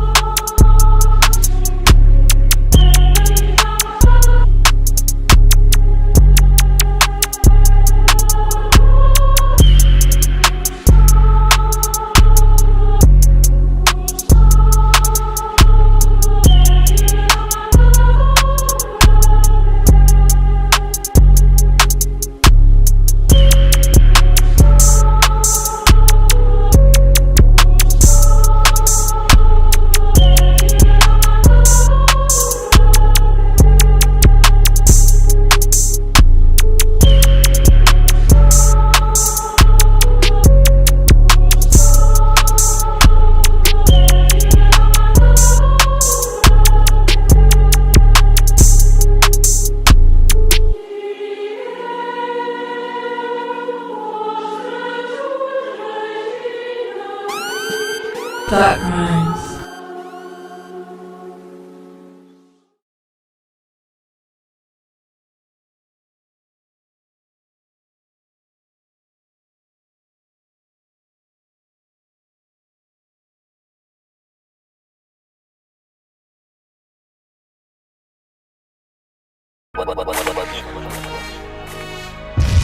Thought Crimes. Thought Crimes.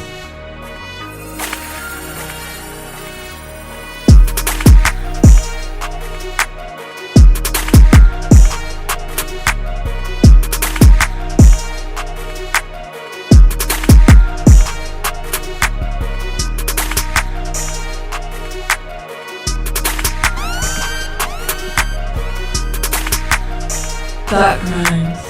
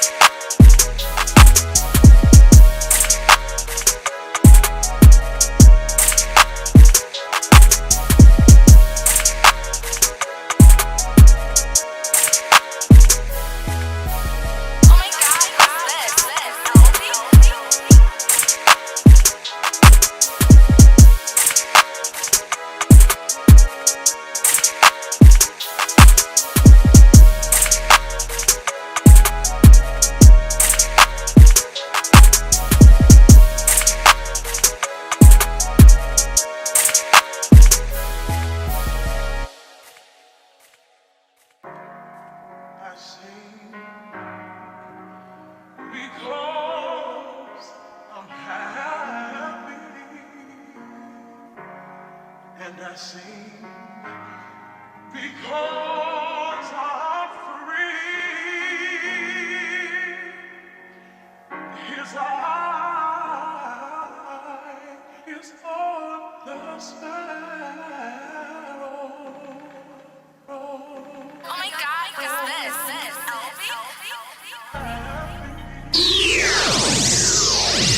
Thought Crimes.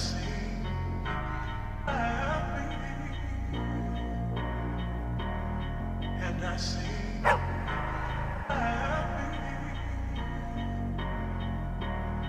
and I sing Thought Crimes.